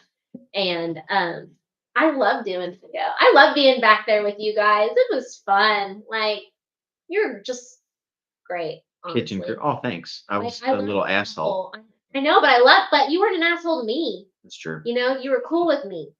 And I really liked that. It was just like the whole kitchen crew was pretty. I felt like all you guys took care of me in some way, you know? And because I was young, 16, I was on my own at that point, pretty much. Mm-hmm. Paid for my own insurance, food, cell phone bill. I mean, I lived with my cousins they actually Liz forced me to get that. She's like, you're getting a job. And then I was so mad at her because she went out for drinks with her old friend from like childhood. And she made me late to my interview at Outback. Because she had picked me up from the high school and take me there. I'm like, where the fuck are you? She's busy fucking drinking with her friend. And I'm late to my first interview ever. And you know that's a no-no, right? Yeah, that's a huge no-no. Huge no-no. And I'm like, you should be early. The guy, and I'm like, I just want you to know I would have been here on time, but my ride made me late. Like, you know? You actually told him that? I did. I was like, I can't lose this job. I really want to work here. Yeah. Man, that's back when Outback was good. Yeah, and the I steaks. miss those days. We don't even go there anymore because I'm like the potatoes aren't the same. Remember when they would like make them in the back? I also see. We used to blanch them and Yeah. everything. The fries. Yeah. Yeah, no. And man, the steak, like the hamburgers were real. when I started at Outback, we made everything In-house. except for the steaks. Right. The steaks came in cut Right. because they had their own The farm. special, yes. The steaks would come in, but everything else in that restaurant was made from scratch. Yeah. And it was fucking amazing. But not the bread. The brown bread. No. Yeah. That was like. Yeah, that was their bread. That was their bread. But like everything, dressings, yes. And that's why it was so good. the Alfredo sauce, like it's not the same. The quality went down, and it's like they put profit over people. Amen. They put profit ahead of everything. Yeah. Last time I went there, I got a burger. So you remember the old flat top grill? Yeah. Right? Yeah. And we used to put the weights on top of the Yes, steaks the and steak. you flip it and whatnot, right? So now, I haven't been back there. I haven't seen it. This is just what I've heard from the way Outback cooks their steaks now is they have like a press. So basically it's like two of those flat top grills. They put a steak on and then they put the top down and it cooks it from both sides at the same time. So it cooks it faster. But the last time I was there, I got a burger. And so the way we used to cook the burgers is you put the weight on top of it. Yeah. Right. And you flip it over. And then when it was time to sell it, you would pick it up with your tongs and you would roll it so it would sear the sides. Right. Of Okay. it. Seal the juices. Yeah. Right. And then you would put it on the burger bun and sell it. Yeah. Well, this burger just had juice sticking out the side, like they squished it down and cooked it and then threw it on the bun. Yeah. It's not. It was the worst. And their fries. Burger I've ever had.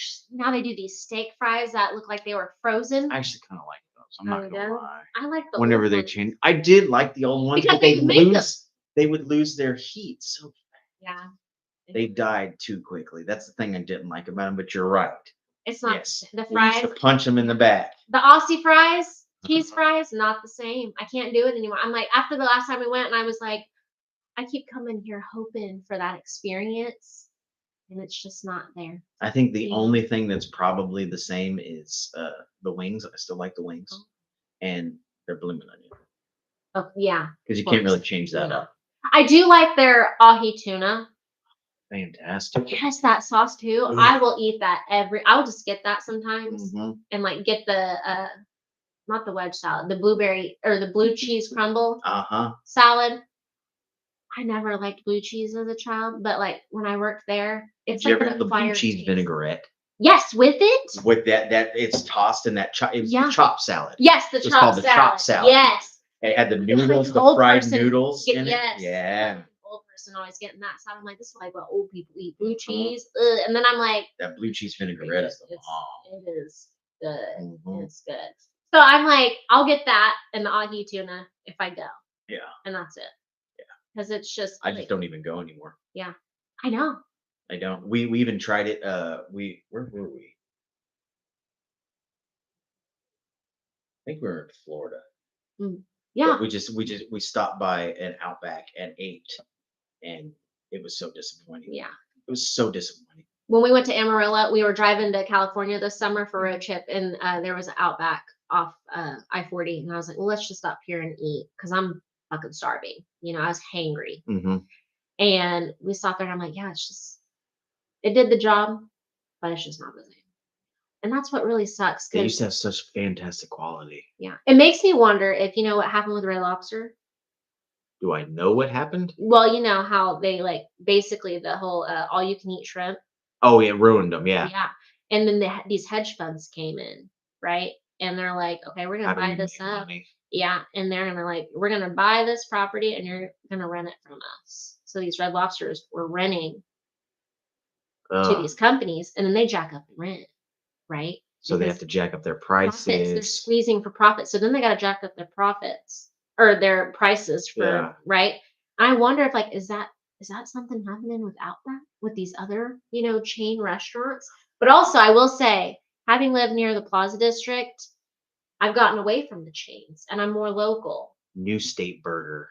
They're pretty good. Fantastic. They're pretty good. That's right over by you. Yep. Liz did the menu. She helped them with that menu. For New State Burger? No shit. She did. Yeah. Wow. They had a little thing. They don't have any more. Liz, if you're listening, I would love to have you on here. Yeah. This was when they first opened, but they had a like Chef Lizzie's chicken something, and that was her. Oh, Yeah. yeah. I remember we went to Flint one day Yeah. when she was running Flint, Mm-hmm. and she bought our dinner. It was so nice of her. Like all we had to pay for was the booze that we got. Oh yeah, You yeah. know, and she I would go visit her glowed there. in that restaurant. Like I think those were the hardest times for her. yeah.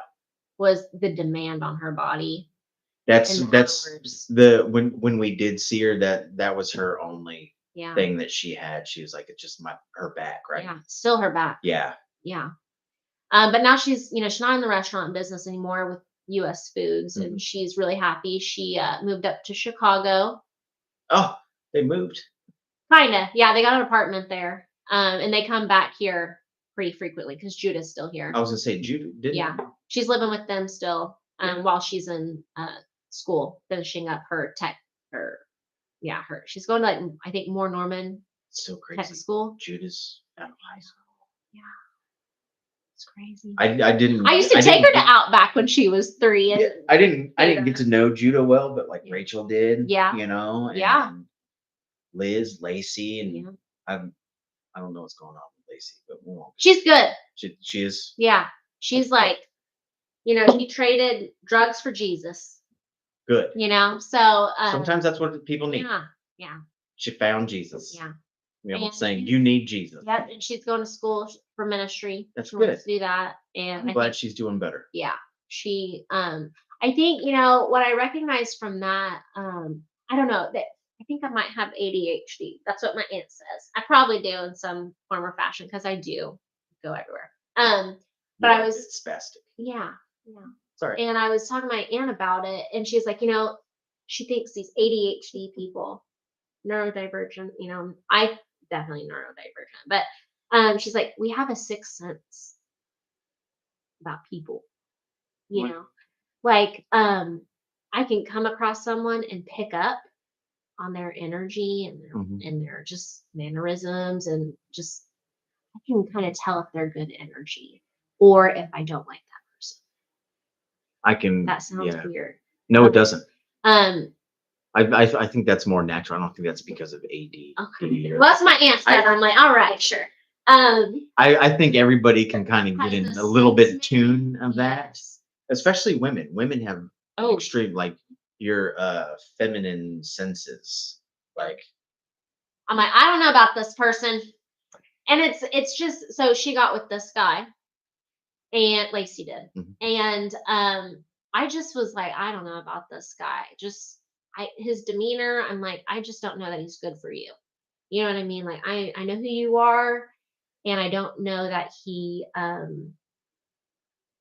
will support you in ways that you need. he doesn't have your best interest at heart. Yeah. Yeah. And like I look at my relationship with my husband Anthony, and I'm like, he supports me in being a breadwinner, which is awesome. Like he's not like, oh man, I gotta make more money than you, or he's just like, you're thriving, and he helps me and picks up slack where I kind of lack as a mom sometimes. I totally right? want to be a house husband. Right? I'm like, that must be nice. I'll go grocery shopping. I'll do the laundry. Right. And so we support each other though too in our passions. And like I think in way he didn't grow up in that type of household where you're told you are capable of achieving whatever you want to achieve, and I'm going to help you get there. I'm going to advocate for you and help you get there. He didn't have that growing up, and I'm that person for him. When he got in that drift car accident at Texas Motor Speedway, people were like, "Oh, are you gonna, Tell him he can't tell do me it you can't anymore. do anymore?" And I'm like, "No, like I don't ever want us to get divorced and then him hold that above my head. Yeah. Like you're the reason why I never became a pro drifter. Yeah. Like, I'm not going to be that person. You get one life. That's what you want to do. I love you. I'm going to support you in that. We're also going to be realistic about things, but we're going to try and get there. And I think part of it is just surrounding yourself with people that do that, right? And so, because if you're not doing that, you're not surrounding yourself by those people, how are you going to do it? It's really hard. And so with Lacey, the guy that she was with, what I realized was when your friends don't want to be, they want to be around you, but if he's going to be there and they don't want to be there, it should be a sign, Mhm. you know? And I think she was addicted at the time where she just couldn't see the line there Yeah. and understand. Like she knew her friends weren't coming around. She wasn't being invited things, but like it was like she was choosing him, but really it was the addiction, Mhm. right? And It's to a me, strong fucking thing. it is. But we all knew there's just a few of us where we're like, we don't like this guy. We just don't think he's right for you. And he had his own addiction. This is the other thing. He raced dirt bikes and he got in a really bad accident and Opiates. fucked up his back and got into opiates. And that's where I'm like, I don't want that for my son. Having seen what he went through, I'm like, there is some serious injuries that could happen. And I don't know if I want to, be that person that introduces that to him. That's why I haven't let him race because I'm like, maybe we just pull back a little bit because there are severe consequences that could, affect you Extreme for the rest of your life. consequences, And you are only 7 years old. Mhm. I'm not ready to take your life, your future away from you.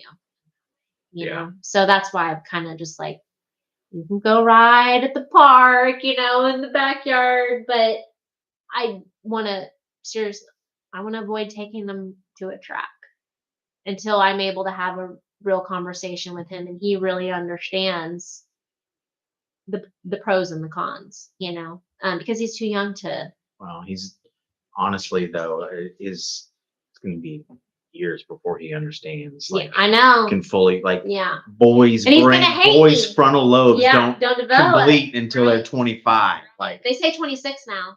well, it's probably more like 50 because I'm 42 and I'm still 13 when I touch my wife's boob. Yeah. So That's my husband too. I'm just like, boobies. Yeah. So it's just like, I think about that and I'm like, he's gonna hate me.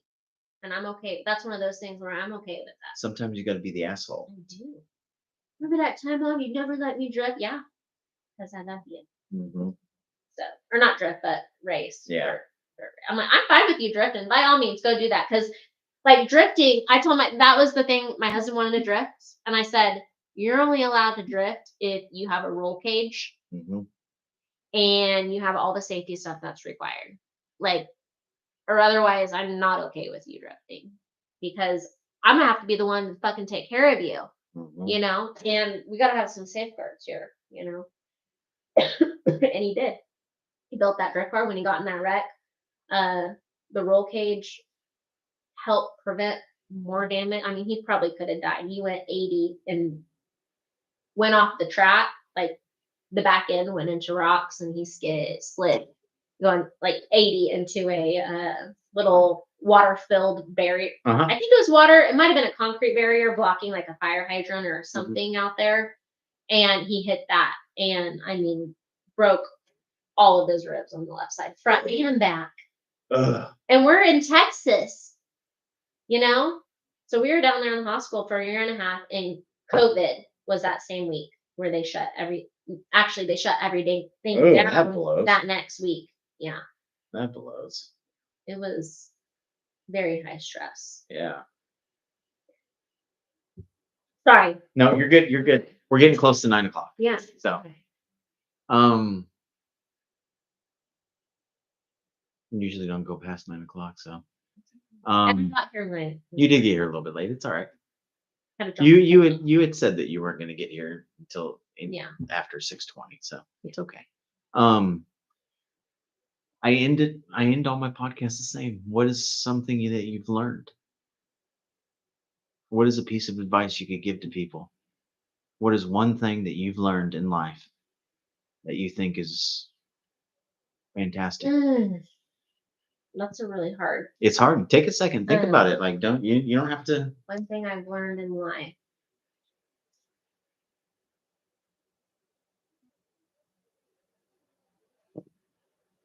Well, I'm one of those, I don't do great on the spot. I gotta like reflect, you know, It's have a all little time, Take a day, reflection. 2 days to reflect. But one thing I'm gonna say, I'm gonna keep it business. You brought me in, talk about real estate, right? No, I Um, brought you in to just talk about you. Yeah. Well, real estate is me now. It's like we are one. But I will say one thing, growing up with my grandpa, he paid off his house when he was in his 50s. He retired.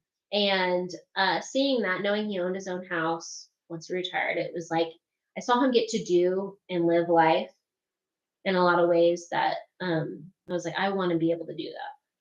I don't want to be 70 working, having to keep working and then renting.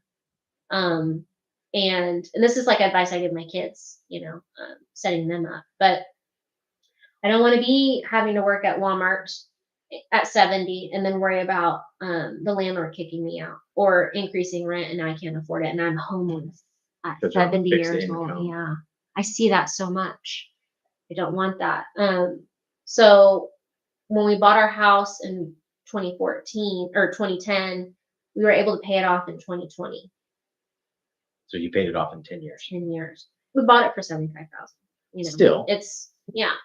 But we paid it off, and I can just say, I'm like a part of a very rare club of people in their 30s that don't like early 30s that don't have a mortgage, that don't feel like they are tied down. Like I realized, you know, I felt like I was like 18 or 16 all over again. Like I don't have any worry. I don't have to worry about a mortgage, you know?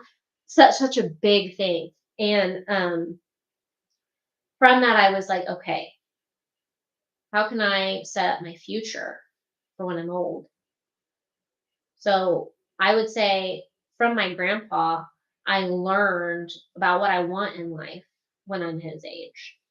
Because so much of we often think about the here and now and we're not thinking about the bigger picture, how we can make moves now that will set us up our future self up so we can look back to our younger self and say thank you for investing in us, you know. So I all that to say I want to share that because you don't have to have the most expensive house on the street.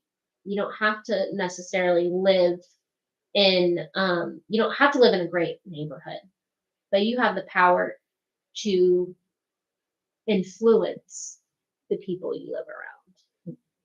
And that's what I learned buying where I bought my house was that I didn't know anyone and I wanted to know my neighbors because I didn't feel safe there. And by getting to know my neighbors and opening the doors, making myself vulnerable, I realized like I can influence change that way by just doing. And I think that's just something I've learned is just because you're given a situation doesn't mean you have to live with that. You can thrive for better. You know, you can reach for more. You can make it better. You have that impact. When I was in high school, there was, you know, they say a monk or Gandhi said it, but like be the change you want to see in the world. And I love that quote. me too. And I really try to live that. I really try to apply that consistently. Like I'm going to be anything I come into, like I'm on so many boards. It's not, I mean, it's a lot. And I'm like, I'm almost giving too much of my time to that and not my family. Yeah. So there's a little bit of mom guilt because I'm trying to be that professional and lend what I know and be the change and show my children that like I am trying. So when you're older, you can be like, well, what the fuck did you do for for our generation? Yeah. Because I look at the other generations, I'm like, look what you have fucking left us. You know? Like we need some fucking accountability here. And so with serving on all these boards, I'm like, you know, I want to be the change and I want to help because I want to leave this world better off than how I left it. So that's a lot of what I've not just one thing, because I feel like I'm always learning, but Yeah, but it all kind of it integrated. all, into one. yes. Yeah. I love the person that you've become. You're amazing. I never thought, I look back at little 16-year-old me and I was like boy crazy, but I have the same heart as Yes. I did back then. You've And always that had a has big never heart, for changed. sure. Good. I'm glad. Thank you. We need more people like you. Oh, good night, everybody. Jessica Thompson, if you need a house, give her a call. You have a business number? Or 405-200-2313 and what's your Instagram? at Jessica Lynn with the E, Lynne Thompson. I'll put it on there. Good night, everybody. Mom Bear, you can come home now. So where's she at? She went to Broadway 10. Ooh, with who? Herself. Oh, I love that. I used to do that when I did that.